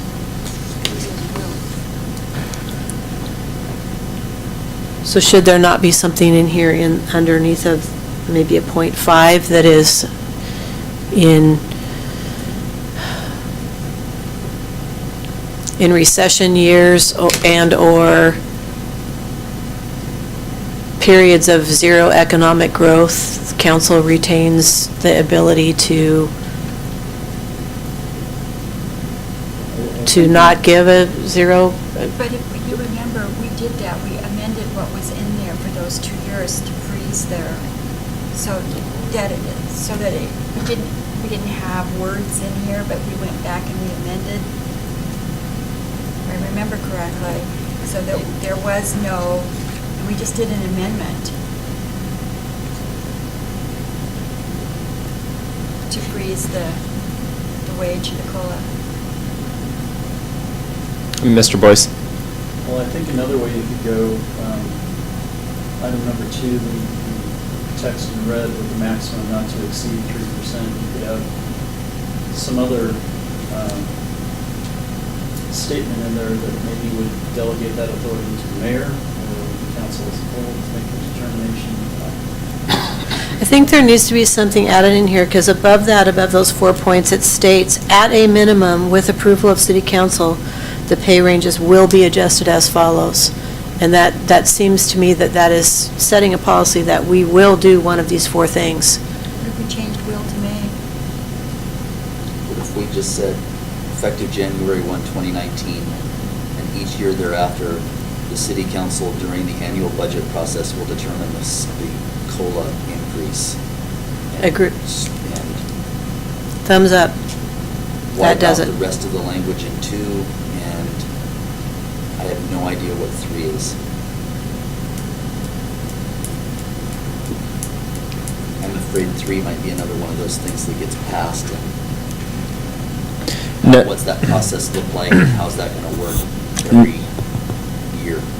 Number 3, I believe this is addressing the chart that was just adopted to make sure that we're still within acceptable range and we're not pulling we address it in 7 years and all of a sudden everybody's getting a $10,000 pay increase per year. Just to make sure that we're still within line on salaries. Is there biannual, so every 2 years the salaries will be adjusted on the chart that Every 2 years. every 2 years it will be evaluated to make sure that we're still in line and we're keeping up with everyone else is all that is. That makes sense, 3 makes sense, then I thought it was an annual process, I didn't. see No, that. biannual.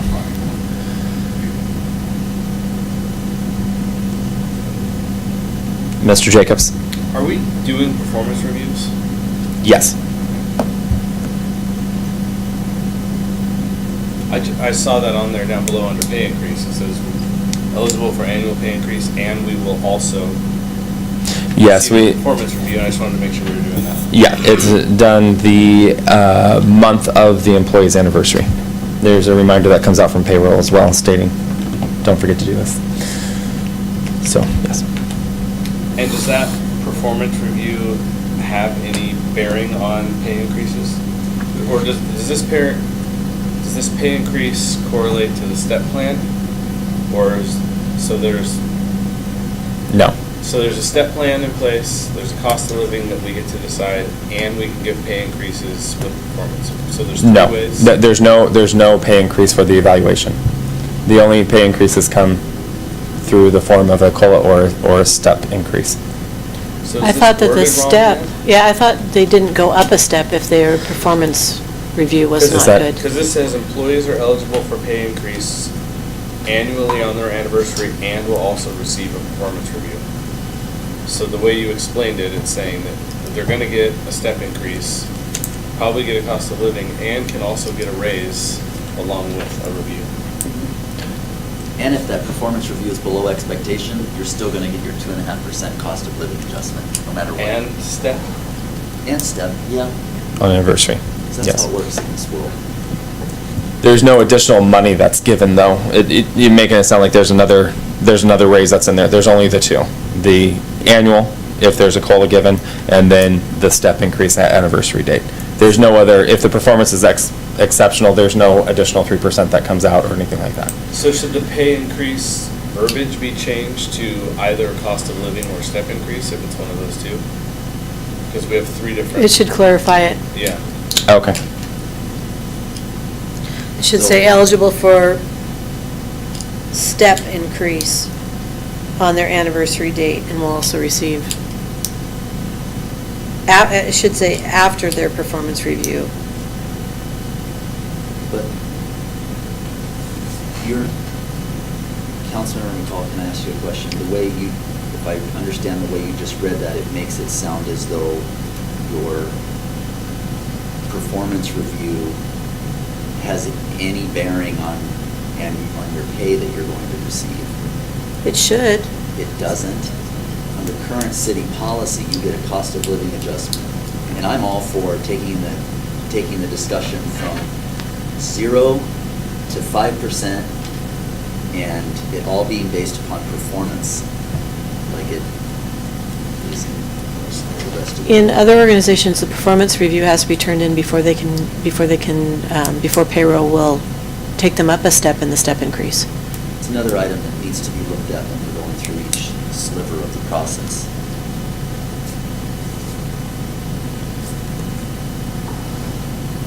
And a high percentage, it's not common for someone to not receive the step increase, but there are folks that do not.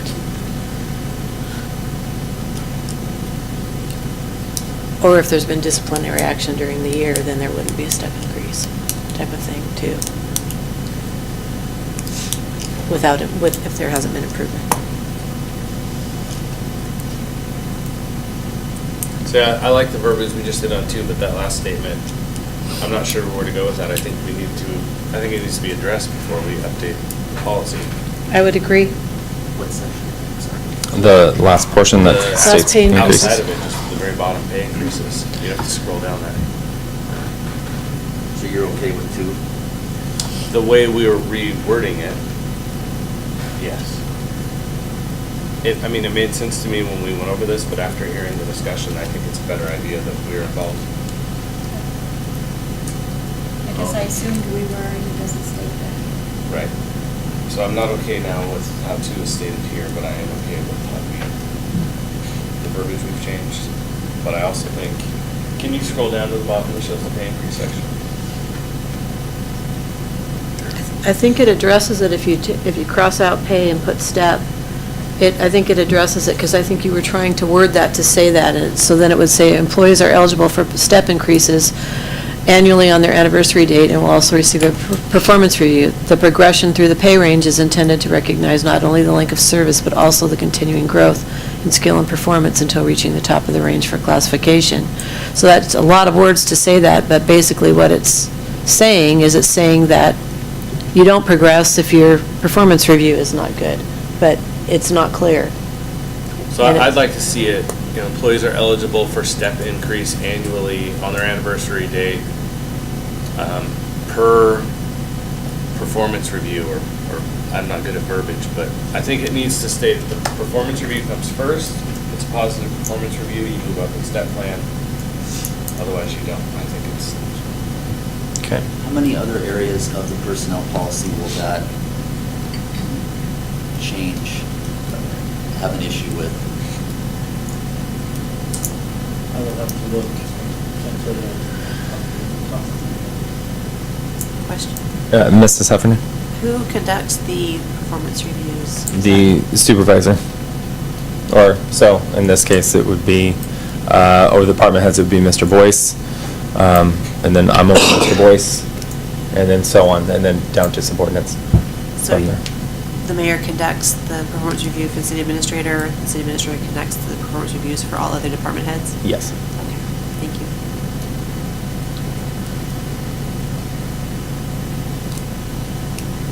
So is there an issue with providing what each percentage of an employee is going to be receiving during a budget process? Is there an issue with that?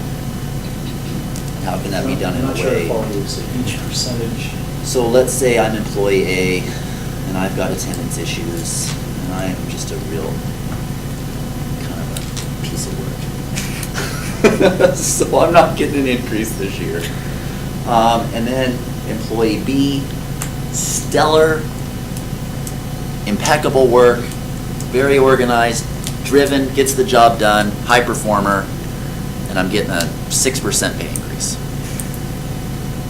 How is that done in a process, in a budgeting process because it would seem to me that you'd have to put it in the budget in a way that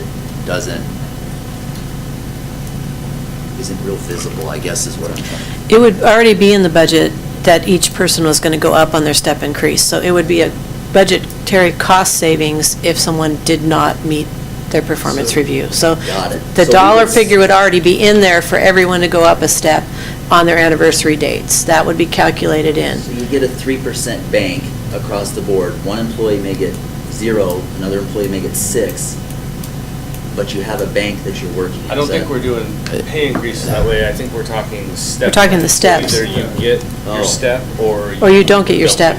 Mr. Boyce? so, I think there's a distinction between the step increase and COLA. If you start not applying COLAs to salary grades, then you bring your salary grades out of whack. If an employee is not performing up to standard, then we could look at discipline, which could include change rate of pay. But I don't you bel- still want to apply the COLA to the salary grade, so it doesn't. But to be clear, you could receive a 5%, you're getting a 2.5% plus a 2.5% COLA, you could get a 5% increase in a year. If you're jumping a step plan and you're getting a cost of living adjustment. Depends on when your anniversary date is, though, because you might not get your step increase until September. So you're only going to get that step increase for You get the 2.5% cost of living for 9 months, and then 5% in 9, 10, and 11, depending on your anniversary, and 12. Right. Until you max out on steps, and then. Then you only get the COLA.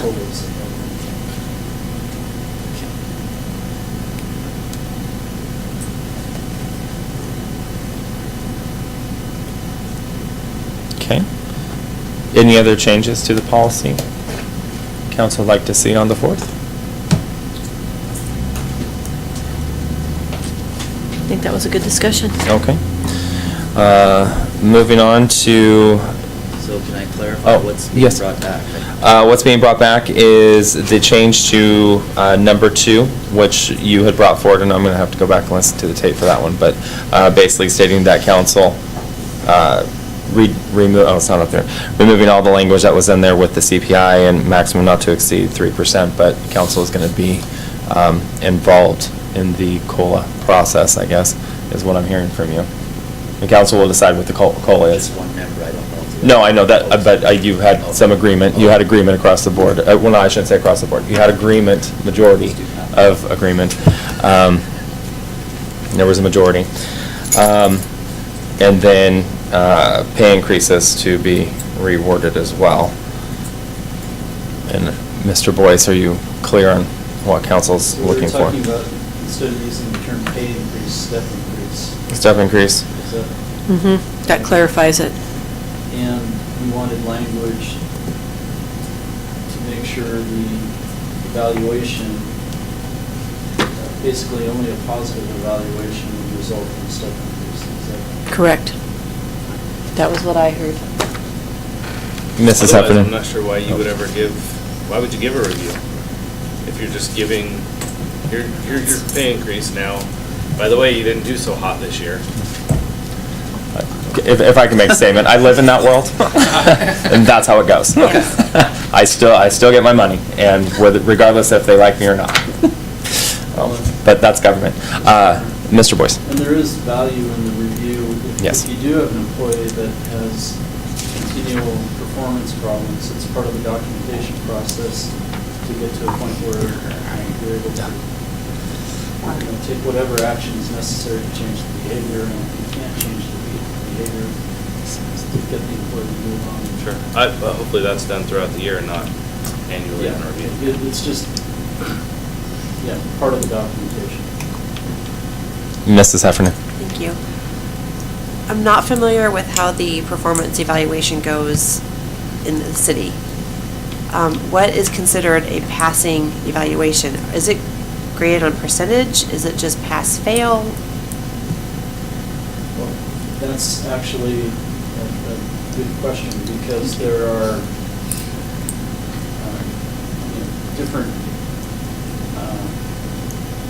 behaviors and different skill sets that are measured. And I don't think we've determined what a pass-fail is at this point. That would be something that needs some consideration if we're talking pass-fail. The reason I use the word positive is, and again, it's a judgment call on the part of the reviewer. Generally, a positive review means that the overall, after taking into account all of the different aspects of job performance, the rating is closer to the top rather than the bottom half. But you're right, we would need to define that. We haven't done that up to this point. So there's- Sorry, I could follow up. Do we have a copy of the rubric that's used? We can get you a copy of the evaluation. No. So Ms. there's McCall? not a meets expectations, exceeds expectations, does not meet expectations. There's not there a, is. So if it's deemed the person does not meet expectations, I guess that would rule it out. You I'm either trying to remember meet, if exceed, that is or in there fail. if it's just a Right. numbering. it's 1 to 5 or something. Yeah. Administratively, we could change the form to make sure it's meets, exceeds, or does not meet. And then anyone receiving it does not meet expectations overall, that could be the criteria. But I'd like to give it a little more thought. Just off the top of my head right here. But it should be measurable. Ms. McCall? Part of it shouldn't just be measurable of, okay, you're passing or failing. Part of it should be a coaching experience of also, what are the expectations of that employee? What makes that job more satisfying for that employee? Do they want to learn more about some other portion of their job, or that somebody sitting next to them does? Do they want to cross-train? Do they want to attend classes? Can we help them with those classes? It should be an opportunity for them to excel and improve their work environment as well. It shouldn't just be a punitive thing. Well, that's the way it's structured, so that you want to be able to have a conversation, and it's feedback from the employee you get also, and it can change the managerial practice also in regards to the employee or even the department. So, yeah, that's part of it. Mr. Fredericks? This employee review that you're using, I know years ago, the city council approved an expenditure for some high dollar software that I'm not sure ever was utilized because they couldn't figure out how to use it. Has the form that you're using been brought to the Human Resources Committee to take a look at to determine? We set policy, but once the policy's set, you implement. I'm not aware that it has been before the HR committee, but I'm not sure what it was, if it happened before it got here. No. And that's definitely something we can bring to HR pretty quickly.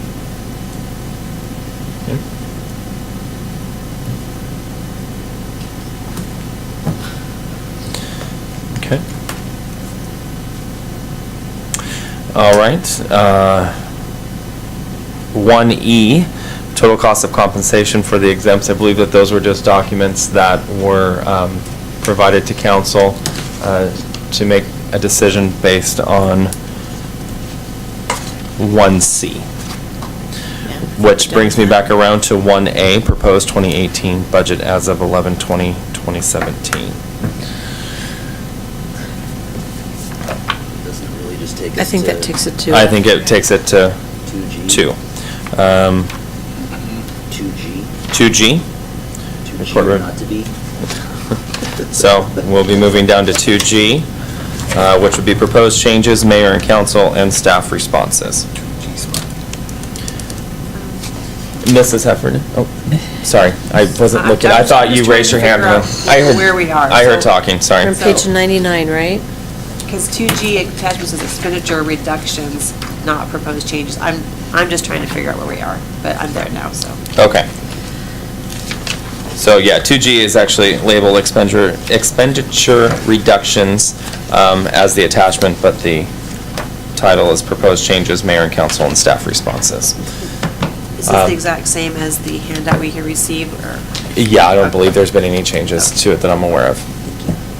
Same one that I gave last It's not week. this one?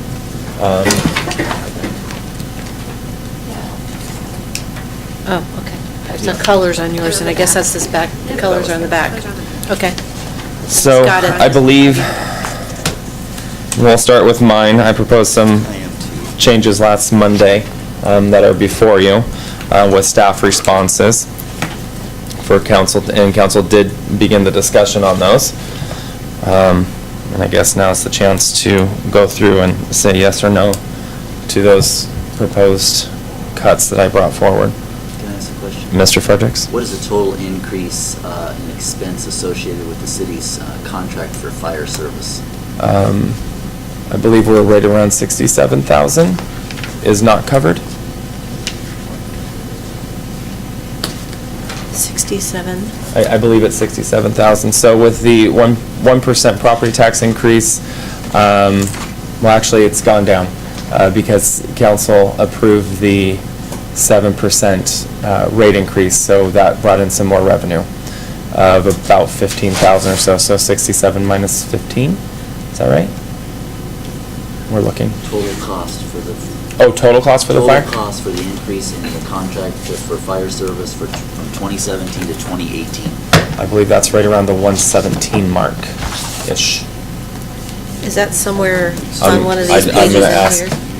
Mr. Boyce? I believe the difference is $137,668. And what page is that on in here on these budget pages? That is, so I'm not sure it's in this. I don't have that right. It's not in this packet, it's on the last week's packet for the levy. That would be the green one. That's not in our packet, It was in in our last week's. budget last one. binder. But it Or is that an updated should one? be in here. It was updated. I can't have last week's. That But it was just in the regular, was it put into the binder, I guess is what I'm getting after. I think originally we were at 117-ish, or, 117 was the amount paid to the debt service for the oh, fire okay, station. I keep getting hung up on It that. was 818,000, just contract. It's this one, right? And So to answer Mr. Frederick's question, oh, it's already answered. 137,760. Well, but I believe that you followed that up with, is it in the binder? It's not. On the line item. But there's the breakdown. Oh. Here, I'm just going to fix it. But it's, there's no rush. Oh, I say that you might need one of I wanted it in the cards. So, Mr. Frederick. of the 137, we had revenue increases for the year. The property tax was what? 67, 62, 60 something.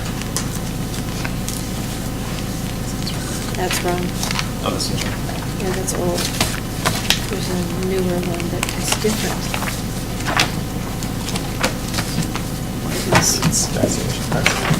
This is one from last week.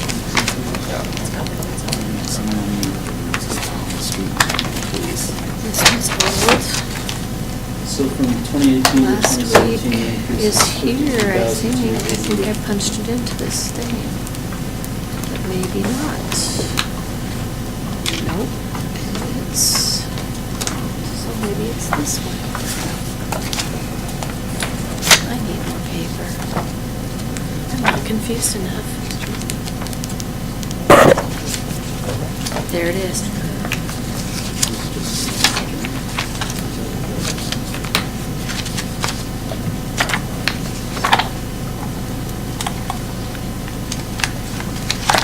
Mr. Boyce, can I ask you just to go back on the fire contract cost? You said it was 137,760. It says it's 106,631. Now, I'm going to assume that there was another evaluation done with the assessor's office, which bumped that to 137, so this is not good. 137 is accurate. Because the assessed value increased. Got it. Okay.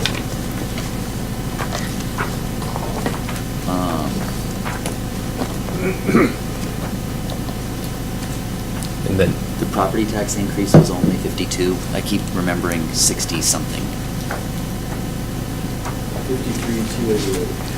53,288. And the total increase this year in utility tax increase year over year? Well, I was out part of last week, so I don't know that answer right offhand. 7%, I think, 15,000. I want to say it was like, What? Raises budget. but that money is reserved for the fire contract.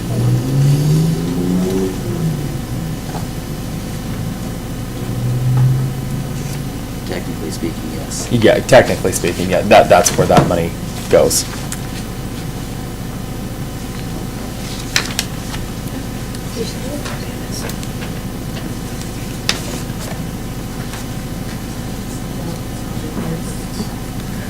I thought that this was going to be, I updated all of this stuff, and this is what I was looking at. Very big hand. And this was supposed to have all the percent. Is that all that was given? The stuff that was packed in crates. I do not understand. When we were making calculations, when we said, I do not understand this. Okay, so the utility tax would be $15,835.55. I'm sorry, 15,000? $15,835.55. Got it, thank you.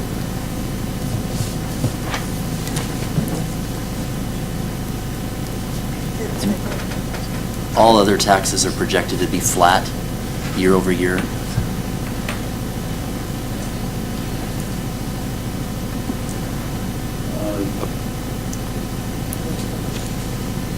Are you meaning sales tax?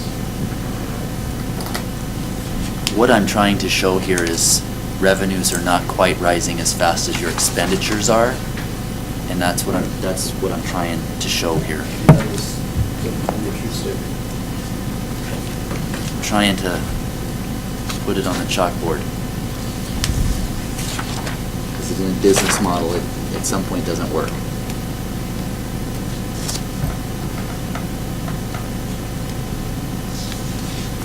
So what I'm showing short for the contract is $68,645. Does that sound about right? Yeah. Okay. Which we pulled money from reserves to cover that in the preliminary budget, I guess, if that's how that works out. Is that correct? Is that an accurate statement? Yeah. To cover that $68,000 shortfall. So we didn't put any money into the general reserve fund as we normally would because the general reserve fund has increased year over year. Ms. Ritt provided that number last time and there was an increase. Right, so the distribution of revenues, including sales tax, is augmented to balance the general fund budget. And it did require, I believe it did require some transfer from the capital, 301 capital Excuse me. to the general Thank fund you. to balance. So we retained some monies in the general funds that would have otherwise gone out, and we had some 301 funds go to the general fund to balance. So the city's spending more money. The cost of running the day-to-day operations of the city of Woodland are greater than the revenue that is brought in. We're having, instead of putting that into the general reserves, we're having to take it, put it in, take it back out to keep the lights on, so to speak. Yeah, like everybody else's.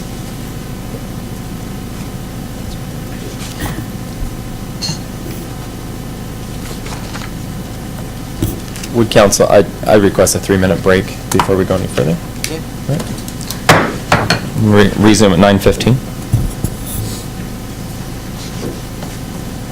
I didn't know if you were done with your question. I kind of stopped you mid-thought, so I want to make sure I come back in.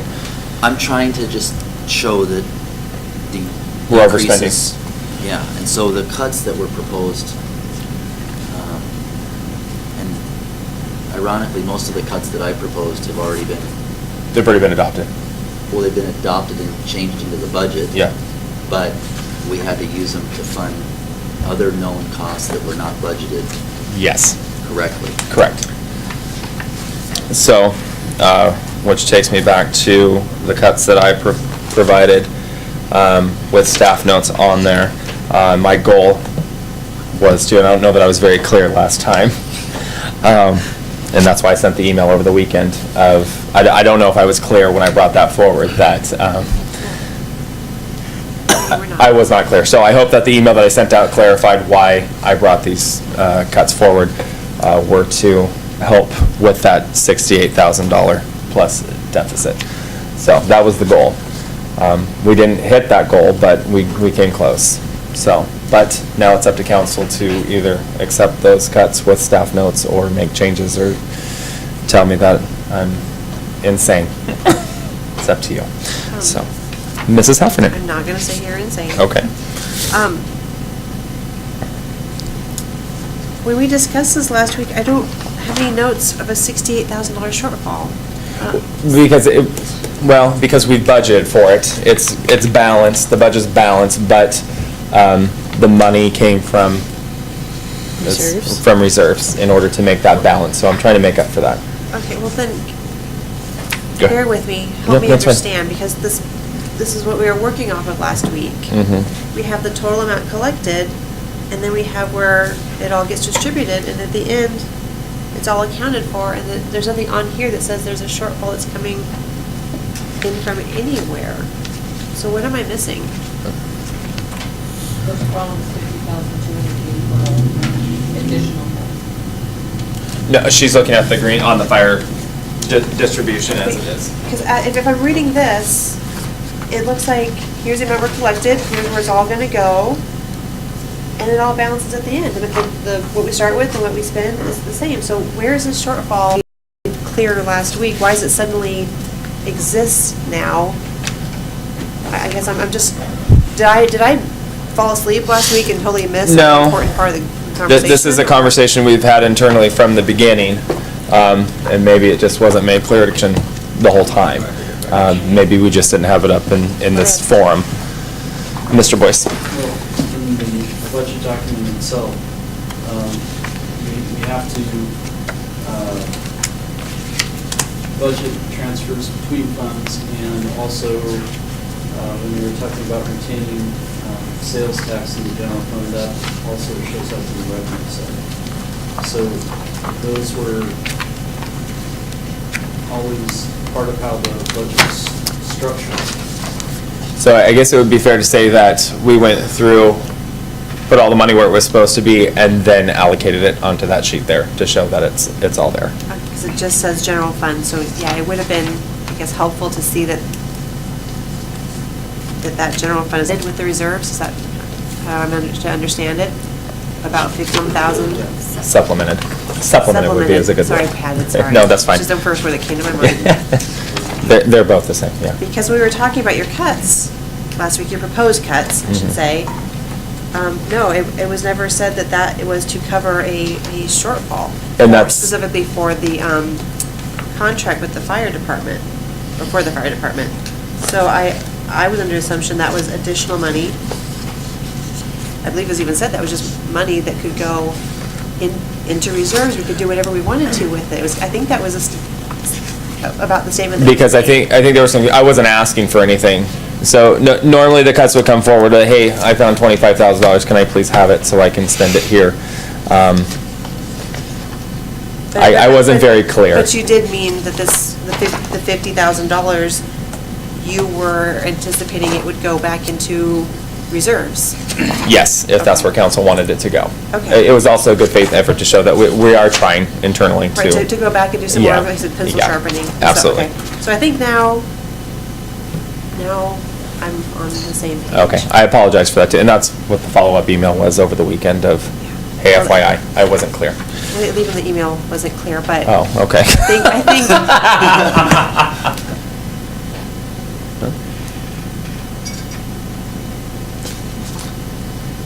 Mr. Fredericks?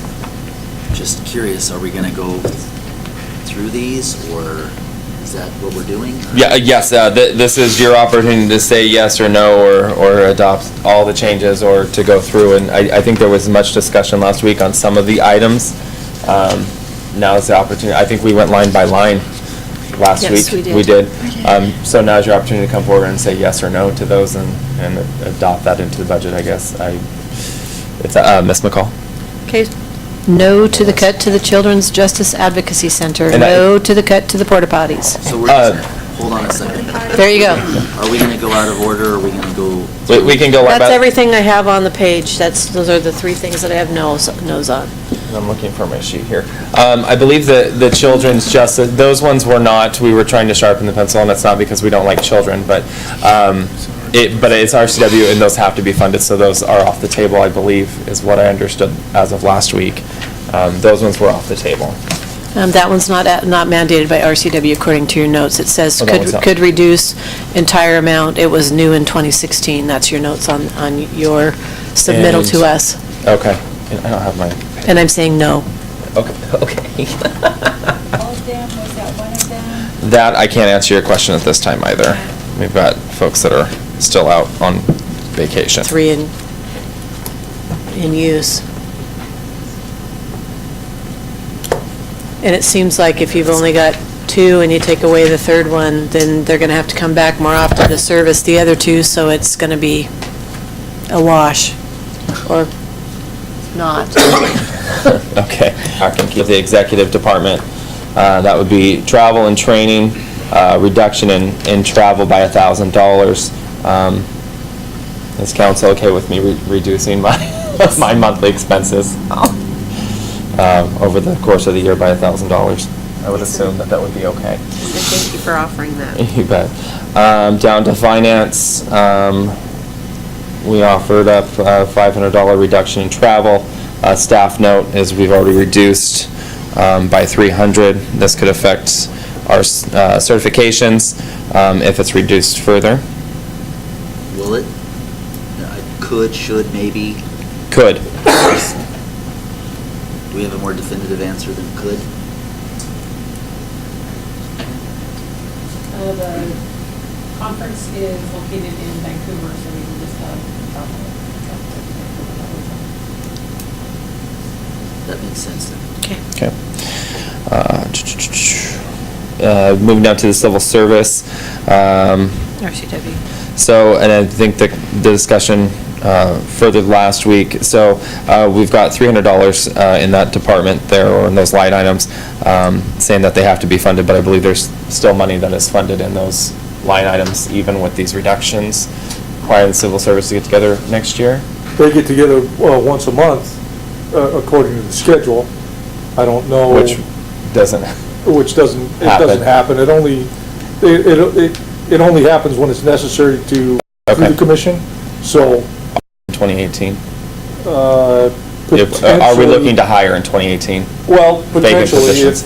if the current interviews take place tomorrow and the day after, and they're unsuccessful, then we would move towards 2018 Okay, as early as possible. okay, But I'm optimistic. So Okay. it may not be necessary as many times next year as it is this year. okay. We could put $1 in each one of those and they still wouldn't spend the money. At least it hasn't been spent. I think it's being Years. coded to other areas within the budget. Potentially. This money is mostly for the civil service conference with the commissioners for the secretary. But it's really not enough to do that, so. Okay. And we're still meeting, again, we're still meeting the RCW by leaving money in those line items, is that correct? Okay.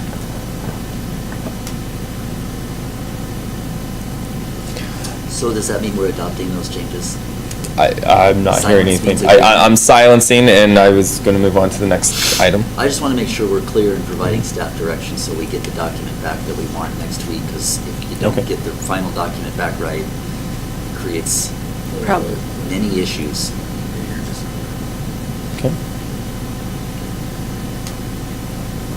So hearing no objection to that, moving on. General facilities, office supplies, reduction in $500. This was reduced in the last 2 years by $4,000. Costs are increasing even with price shopping and using coupons or looking for deals. And also cleaning supplies, a reduction of that by $50, pending 2017 expenses to pay still.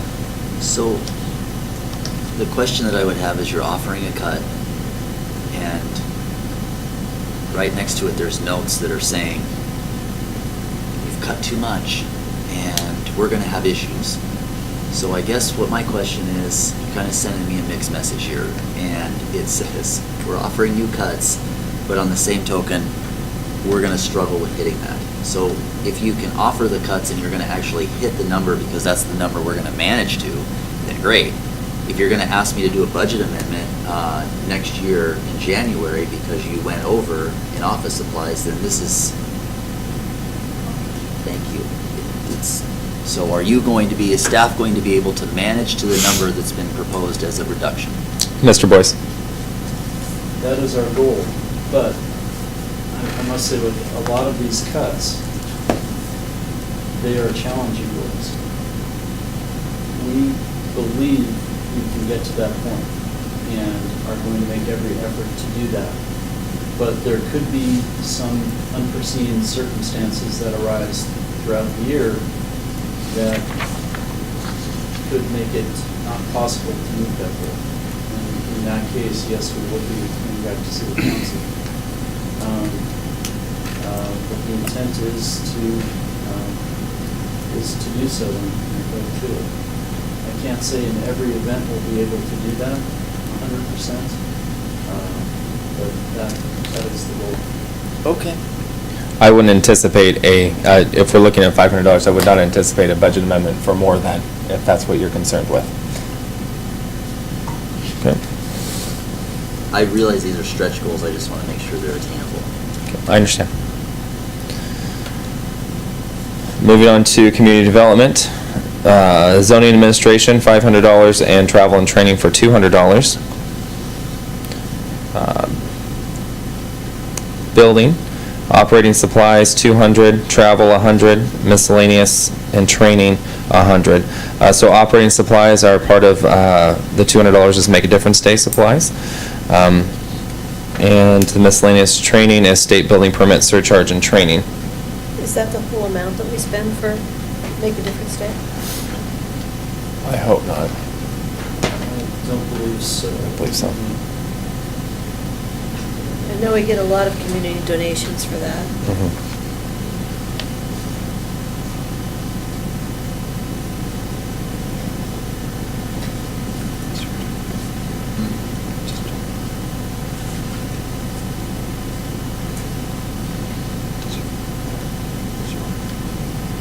No, I'm good.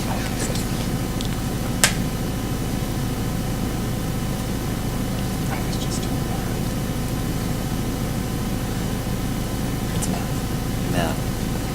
Do math. I just want to make sure there's still some money left in the pot, because if we're asking for Burgerville to come forward, and Safeway, and all these other organizations are coming forward, we should at least be putting a couple $100 on the table.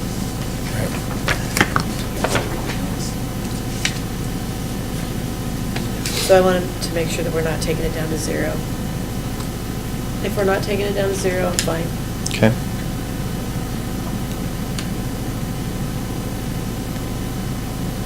So it's going from 400 to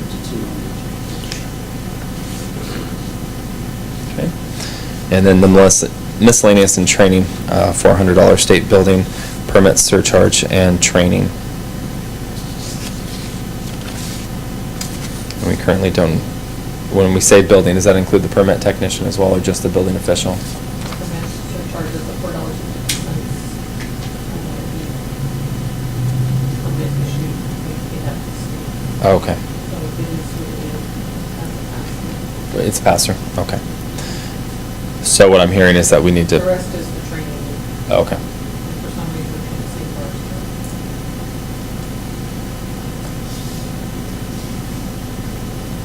first. Okay. General government, the Woodland Action Center for $2,500. Ms. McCall has already stated she does not want that removed. Yeah, I'm also not in support of cutting, because that would cut the entire amount. Is that correct? Yes.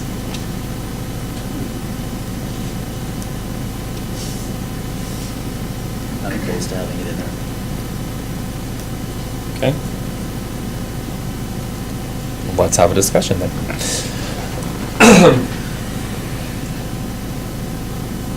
Ms. McCall, thoughts? We've got differing opinions. Well, this is a lot less than what we gave them last year. They provide a significant service to our most vulnerable citizens.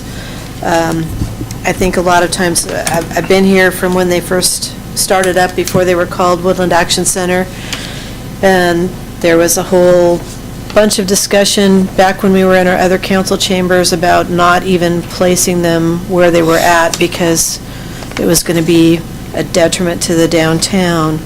I think with folks not realizing that a lot of the people that are in line are people on limited or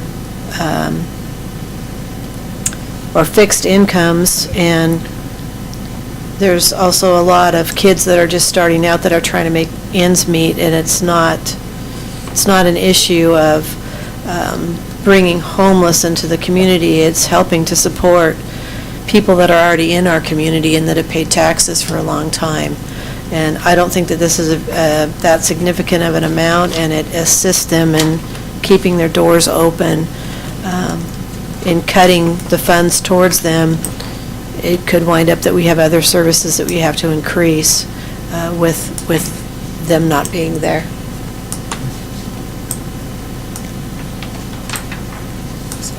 If someone else wants to speak, All right. I'm trying to find the request here in this budget binder. Mr. Fredericks.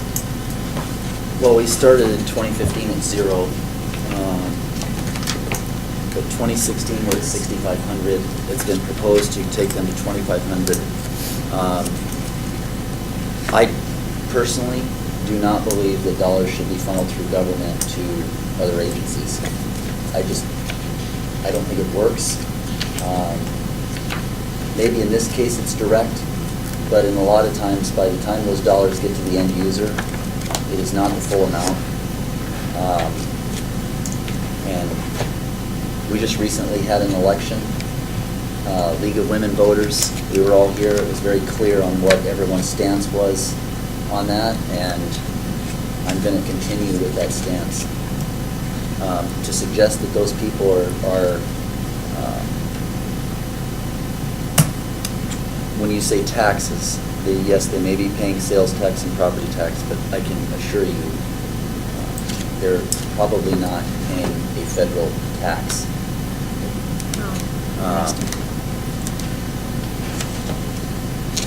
So I'm opposed to it, but again, I'm only one. Mrs. Heffernan? I thought payroll taxes were federal taxes, but the amount that they are asking for is for emergency supplies. These are things to hand out in inclement weather, extreme weather situations. These are for the most vulnerable population.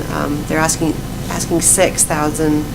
It was reduced down to 2,500. Every single dollar that is accounted for in a supply that is the acquisition of and the distribution of that to the people who are here in our community, whether we want to acknowledge it or not. There are homeless in our community, and there are vulnerable people in our community, and things like ways to stay warm, ways to stay dry, ways to prepare food.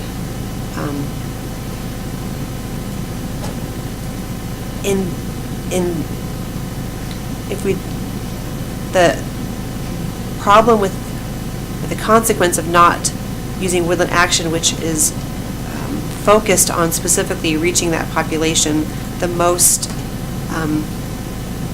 efficiently, is that we're going to have to take care of them at the government level very inefficiently, and the amount that we're going to end up having to spend is going to be much more than $2,500, because you're going to be dealing with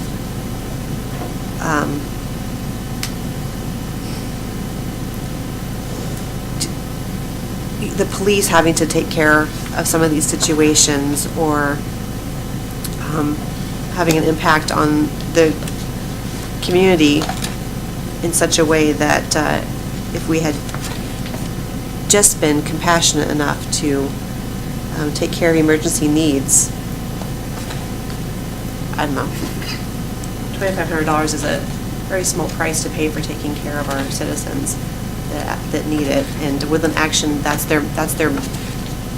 what they do, and they do it very well.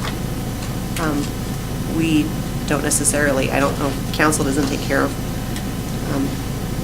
those kinds of needs in any kind of efficient, focused manner. I have no objection to, and I hope folks sign on with me, I have no objection to donating my council stipend for the month of December, which will take that number up to $1,400 if everyone on this dais did so. That would pretty much cover almost all of it. Yes, payroll taxes are paid, and there's also an income tax credit that's available for most. In many cases, people are getting a greater refund than what they're already paying into the system. So I think there are other ways to get this $2,500, and I don't support it. I'm okay with pulling it. Mr. Jacobs, I'm sorry. I'm okay with pulling it also.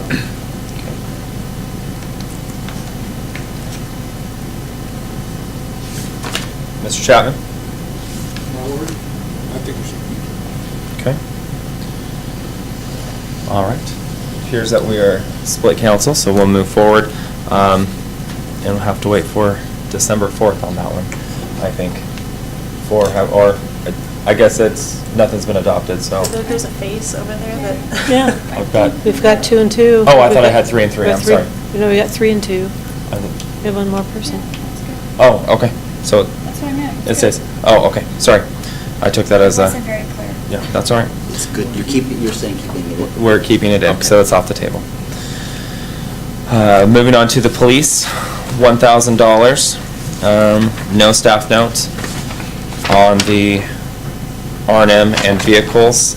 I think that we were okay with that. I think our discussion with the chief, he said that was okay. By RCW, also, blah, blah, blah, blah. Let me see. Children's Justice Advocacy Center for $1,500 could reduce to $1,500 entire amount new in 2016. And criminal justice for $800 need to check with the PD. Were we able to verify that the $800 is okay? Okay. Ms. McCall, you brought up the $1,500 for the Children's Justice Advocacy Center. This was new last year. She came and spoke with us on what they do with this money. This is to assist in funding an area where some of the children that are victims can be in a comfortable environment to be questioned. It's a portion of what serves the entire Cowlitz County area. So it's like part of our share to assist in having this facility available for them. If I recall correctly, she had a slideshow and she showed us pictures of the facility and the rooms and the couches, and they collect stuffed animals and all kinds of other different things to make it more comfortable for these child victims. Some of these child victims are coming from our community, and I feel that we should do our part in assisting in helping them make their transition to becoming, going from victims to being, to testifying and then moving through that process.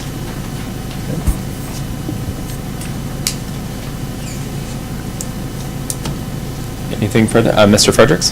For the same reason as the previous one, I'm against this. I think it is a great program. I don't believe we should be taking taxpayer money and redistributing those to causes that are put in the agenda that is not hotel motel tax related. We don't have very many of them. It's a fundamental disagreement on how best to use taxpayer money when you can't afford to pay for a fire contract and other services in your community that we're required to pay for. Mrs. Heffernan? Did we receive a written request from them? I'm looking I through couldn't our find it. budget and I don't see one. I don't believe so. So for the, Counselor Heffernan is correct, for the last couple of years, haven't allowed any expense related to this. So we require, in fact, this year we actually invoked a deadline. That was, I think, the first time that was enforced. And I know of another agency that didn't get in the request by the deadline, and we're not discussing whether that amount should be paid or not. So I'm sort of torn here because I love the program, and for the same reasons why I would advocate for monies to go to our vulnerable population through Woodland Action Center. But they don't have a request filed, and so it looks like then they're getting something that didn't follow the same procedure everyone else had to, and that others didn't meet and were denied. So that raises up an issue there. How much is that line item total without the reduction?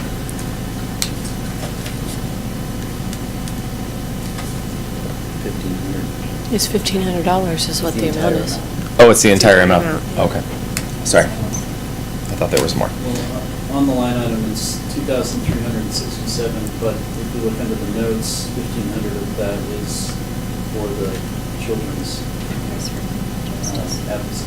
advocacy center. And the rest goes to? DC, and that's some sort of DCD. There used to be 3 funding mechanisms, BCD 1, 2, and 3, that were under justice related, part of the innovative law enforcement, some of them went to the shelter, and the rest to I don't know what the category is, and that's what that is, so it's to fund criminal justice. But this is an agency request, correct? And That's there part of it. wasn't, So there's two parts to that. $1,500. and they didn't, 867 not request. mandated part, the 1,500 based off. I know And so- that we, I'm sorry. So it was in there, but they didn't request it, because you just repeated it from last year. And I was very firm, just to back up what Mrs. Heffernan had stated, I was very firm with that deadline this year, and made that known to everyone that I would be sticking to that. Were they on the list that received the email that that said that there was going to be a strict deadline this year? I have to write the check. I don't remember seeing them either. I don't think so either. Police funding, so it was totally different than what the other agencies. So that could have been our slip up there.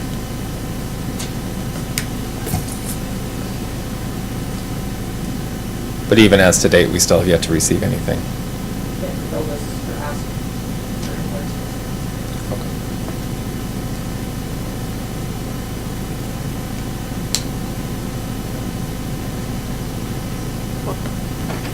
Can we make sure that they are contacted for next year regardless of how this vote goes, to make sure that they get a chance to get that in? Because to play fair with everybody, if they didn't submit their request in writing like everyone else was required to, then I don't see that we. We notified all the people that are in the general government section, part of the budget, and then also the public section. So that is the police budget, that's why we want to. Okay. So I'm seeing 2 to keep it in and 1 to keep it out. I'm going to need the rest of council to weigh in. Mr. Frederick says that he does not want to see it in there. So I need to out. Okay. Same for me. Same for you, what? That's Carl. That's Carl. What was that? Okay. I'm sorry. So it's staying in? Staying in? No, it's staying on as a line item. I'm confused. I'm No. saying that we should not fund it this year, Yeah, Okay. that's what I'm saying, you don't fund it. Keep it on your budget. but Yeah, please, keep it on your budget, Kat. Okay, that's what I need here. Okay. but please make sure that they are contacted for next year. Okay. So keep the cat. Keep the cat. All right. Moving on to code enforcement. Fuel consumed, 250, miscellaneous, 250, training, 500, and nuisance abatement costs for 1,000. So are these, those are? Those aren't your already- cuts, sir. Those are already- Oh, wrong, sorry, I've got my paper down, sorry. Sorry, those were Mr. Frederick's suggestions.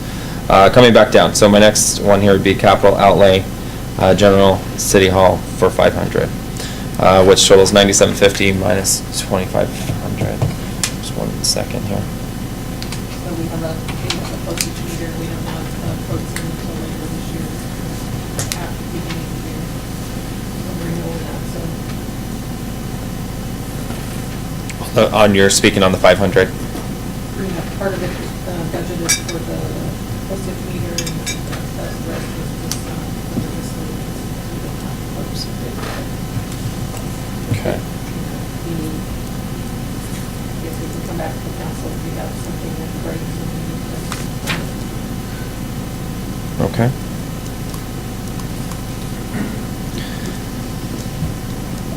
All right, hearing nothing. So does that mean it's staying in? Hearing nothing means we all agree? That's what I'm hearing. Okay. I'm hearing agreement. Just want to be clear. So with the removal of the 2,500 was the only one, those totaled 7,250 instead of the 9,750. So- 2,500 remained, the 1,500 was removed, correct? Correct, Yes. correct. Yeah. So that's 7,250 on that. And then moving down into this next one, I may need some help with here. Let's see. 7250. Okay, so under the, what's that?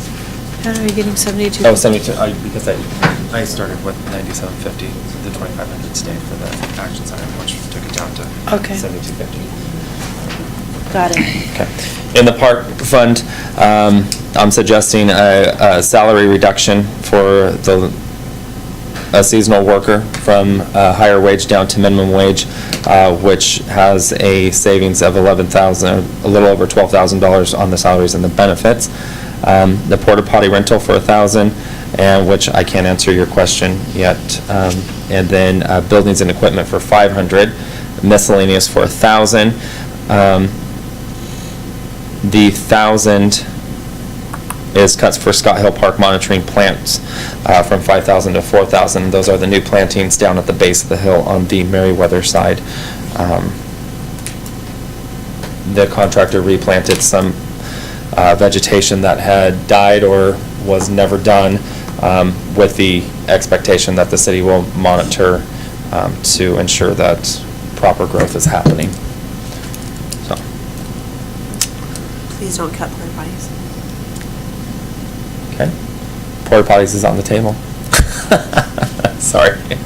Has Ms. Coleman looked at these, and was she able to provide any guidance from maybe Mr. Rip, the people that are actually there, and get maybe their thoughts on these changes for both parks and street? So, Because I'm no, curious. Ms. Coleman hasn't looked at them. She's been on vacation since this has happened. I know there will be resistance from Public Works regarding the seasonal worker. They like the person who's been coming back in the position. He does very good work.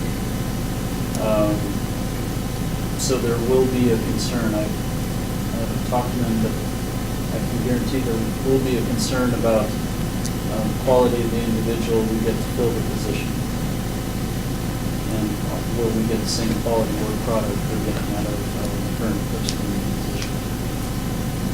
But it's a non-union position, but we're paying it a union wage right now, which isn't required. So that's the potential for the savings. And again, this is outside the general fund, but the attempt is to reduce the expense in the park fund, which also has some money from 301, capital reserve fund into it, which has an indirect effect on the general fund. So that's the reason for the request.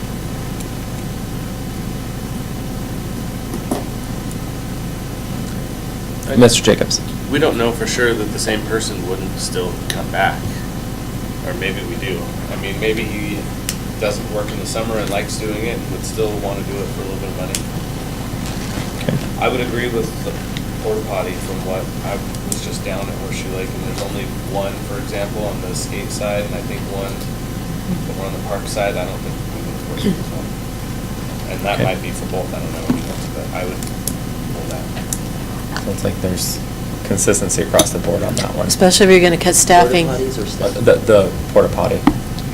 We jumped to porta potty. I so. guess for these sections, I would recommend that getting some sort of guidance from Ms. Coleman after she Absolutely. talks to- after maybe she's had some discussion on really how does she feel about these changes? Does she think that this is good, supportive? Because it makes sense on paper, but it may not make sense next September when folks are not happy with The way things look. the way things look. This has been our first positive comment park season. We had a lot of positive comments this year. My notes from the last time we looked at this said, report from Public Works Director required regarding impact of these cuts. So Okay. we've already asked for that, and I had thought we were going to get that tonight, so I can't really be supportive of any of these cuts until we get that. Okay. The only other thing for me would be, even if we went forward with these cuts, we're still 20 grand short. I mean, the money's in there, but we're still 20 grand short for the fire, and that doesn't include the 10 to 20 grand that we now want for What? assessment, so, Oh, I see where you're going with that, sorry. yeah. Okay. But what it does do is it increases the amount that you're now putting into your general reserve fund to potentially do a budget amendment and pay for later, provided you have 4 people later that support that initiative. Correct. Okay. It doesn't sound like there's much left to discuss at the rest of those next 2 sections until we hear back from Ms. Coleman. So I'll put that one to bed. And it sounds like, just to verify, that council is agreement with all the cuts except for the Woodland Action Center up to this point, and we can make those changes. Mr. Fredericks. Clarify too, we got this on the DS this evening when we walked in. Is this going to be part of the agenda for discussion in the next council meeting? It's the commission. I don't know if Salary they've commission. taken- Salary commission. Oh, I didn't see they've that. taken action. Go ahead, Mr. Boyce. So the salary commission did take action, and I apologize for being slow getting into that second. So that is the proposal they voted on. It was a unanimous vote with the exception of Julie was absent. Not there. So we will have to talk about how to put that in the budget. Does council vote that in, or is it just done? The commission says it, and therefore we all move forward? According to the ordinance, the commission sets the council and the mayor's, all elected official salaries. Okay. So, but it has to be included in the budget, and the city council does vote on the budget, so What if we don't agree with this? I will need to seek legal advice on that question. If the ordinance was changed, what has happened with the ordinance? City council has delegated that responsibility to the salary commission. Now, I'm not sure if that's required by state law or not, but that will be Mr. Elam's question of clarification. His guidance to me was that the salary commission sets the salary of elected officials. My issue isn't with the dollar amount, my issue is with the process, and I took the time to come down here. You were here when I came down, and I took the time to explain to them that when you're already taxed and you're spending $10 plus your 40-hour week work week, and this is going to require what paperwork. They don't define what paperwork you're going to have to turn in to verify that you've attended these additional meetings.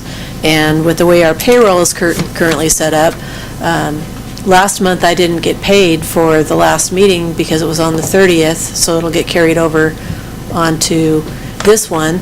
It creates an issue with the clerk's payroll. It creates an issue with time and paperwork for the clerk's office.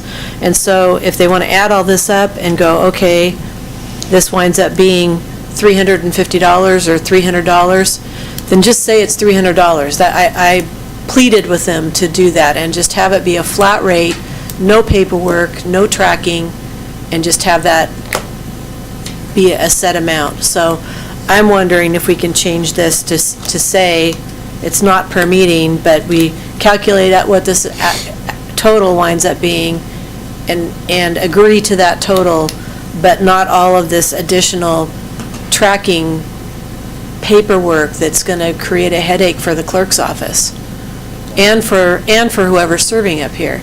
Because what this is going to do is the people that are working the hardest and going to these extra meetings, it's making even more work for them.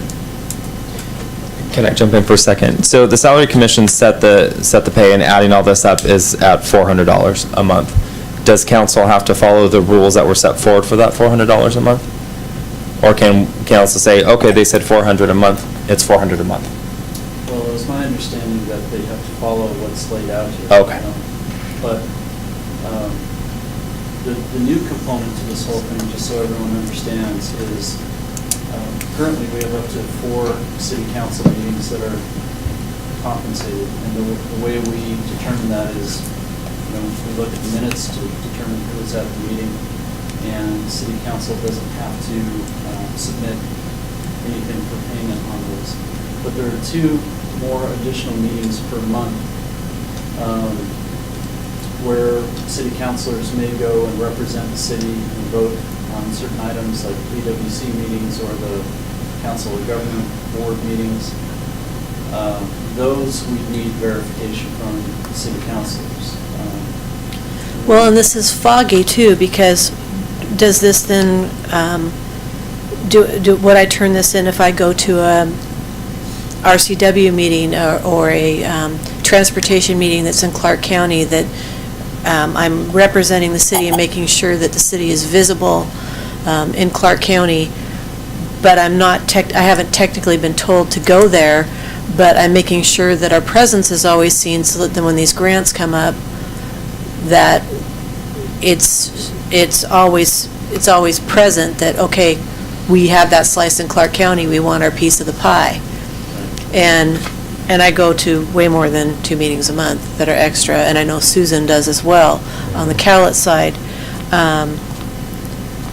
And I literally almost begged them to not do this when I came in and talked to them, to please not do this, not only for us that are working up here, but also for the clerk's office having to process the paperwork. To have them have to go through every single set of meeting minutes to see who was attending, to be able to calculate this at the city council meetings, and then this just only says examples include, so then are we going to haggle over which meetings are included and which ones aren't included that we're going to get the $25 stipend for? It's just,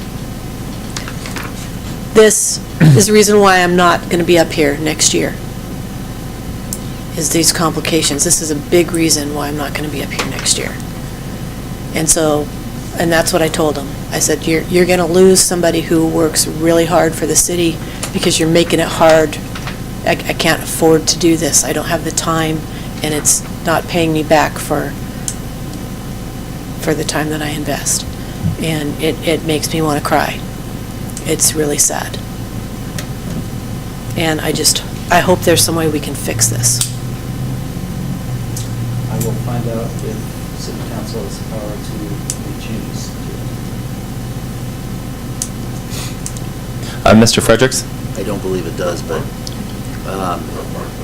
the $50 city council meeting, does that include finance, public works, HR, Yeah. all these other committee meetings that we go to? Is that defined as a meeting? Nope. No. Okay. So the up to 4 council meetings just include regular and special city council meetings per month. So most months that's 2, but this time of year it's every week.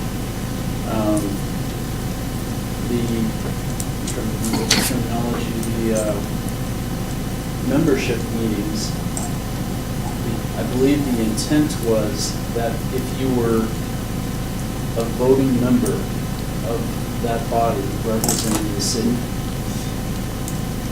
they did give the example of AWC meetings. In that case, we usually know which city councilors are attending that and will be representing the city. But you'll also see, it also includes speaking engagements where the city councilor is listed on an agenda as a speaker for a meeting. So let's say you went to the Chamber of Commerce meeting and were the speaker for that meeting. Basically, staff would need a heads up from you that you're attending that meeting in that capacity, and then staff could verify that. So we have a convoluted process currently, and it's now more convoluted. More convoluted. And so and as an example, me attending a Chamber of Commerce meeting, I take 4 hours of my paid vacation so I'm paying 4 hours of my hourly rate to go to that meeting. And I'm driving back and forth twice to Vancouver. And if I'm not a speaker at that meeting, I get 0 compensation for it.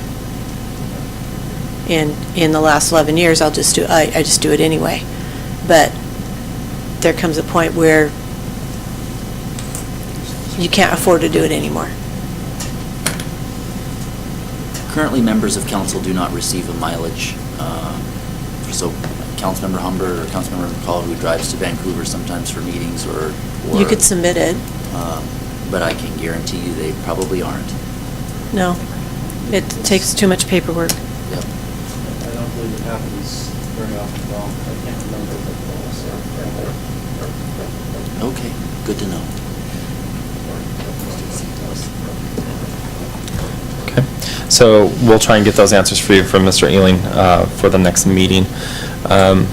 Without diving too much into, we do have one action item on here this evening, and it's to adopt ordinance number 1398, 2018 budget first reading, because that hasn't been done yet. And I believe that we need to do that in order to keep the ball rolling, or we'll be going into late December if we wait until. Is that correct, Mrs. Rick? Yes. Okay. And if we get it passed by December, the end of December, that doesn't matter. It doesn't matter, no. I'm just trying to keep everything on track. But there's still one other line item on here this evening, which is the direction on changes to the 2018 preliminary, to the budget that was submitted to you. If there are any that want to come forward now as well, is your chance. To make changes to the existing budget? To the budget, yes, this is, yes. That are on there. You can still do that. You can still do that as well. Approval process of the budget. Yes, that is correct. But I think that's a good idea. Because then you get it, your idea or change incorporated into the final budget if you have council members that agree. So were there more changes you were proposing? Not me. Oh. I have, at this point, I have no changes. But I reserve the right to change my mind later. Anyone else? Okay. So I guess at this point, the chair will accept a motion for a first reading of the ordinance number 1398, 2018 budget. So moved. Second it. Moved by Councilmember Humber, second by Councilmember Chapman. Councilmember Humber. As you said, we need to keep the ball rolling. We can still make changes. Councilmember Chapman. I agree, it's getting late in this tonight, and we just got a next step, one step to get this thing all done, so it's moving forward. Okay, further discussion? To your left. Ms. McCall. As usual, until it is finalized, I will not approve first reading, so I'll be voting no. Mr. Fredericks. The ball continues to move forward regardless of the outcome of this vote. Yes, absolutely. All right, Ms. Ripp, will you please take the vote on ordinance number 1398, first reading? Councilmember Fredericks? No. Councilmember McCall? No? Councilmember Jacobs? No. Councilmember Humber? Aye. Councilmember Chapman? Aye. Councilmember Becker? No. All right. Ordinance number 1398, first reading did not pass. Next meeting will be December 4th at 2018. That will be first reading. That will be first reading now instead of final reading. And December 18th will be the last council meeting of the year, which it looks like we'll be having final reading at that moment, hopefully. And a possible workshop in between on Monday. Do we have a workshop scheduled on December 4th for the budget? I'm not sure how big that agenda looks right now. I believe we do. Okay. I suggest that we add a workshop in there with action to follow for the first reading to make sure that. Nothing prevents the first reading to be a first and final once all these changes are incorporated, correct? Correct. Correct. So can we just make a motion then to ensure that the budget as presented is presented in a first and final reading? Is that allowed? Depends how many changes I think are going to be coming forward on Monday. So, yeah, I believe that can be done. Okay. Ms. McCall? I'm just clarifying, if you try to put another meeting in there December 11th, I am committed on the second Mondays of the month for my job. Okay. So I will not be able to be here on the 11th. And then my other question would be is, are we swearing in Mrs. Rounds on the 4th? On the 4th, Okay. yes. So she will be attending Welcome the to the first... jungle. First meeting on the 4th as well. Okay, well, Really? what? Monday the 25th works? Oh, Monday, 25th really works, yeah. Be seeing y'all, special meeting. Yeah, I'm going to see that day. All right, Chair, accept a motion to adjourn. All in Second. favor? Aye. All opposed? All right. I know you don't talk, oh, it's 10:11, sorry. Yeah, no kidding. Sorry, I was just working. Working I know, I didn't either.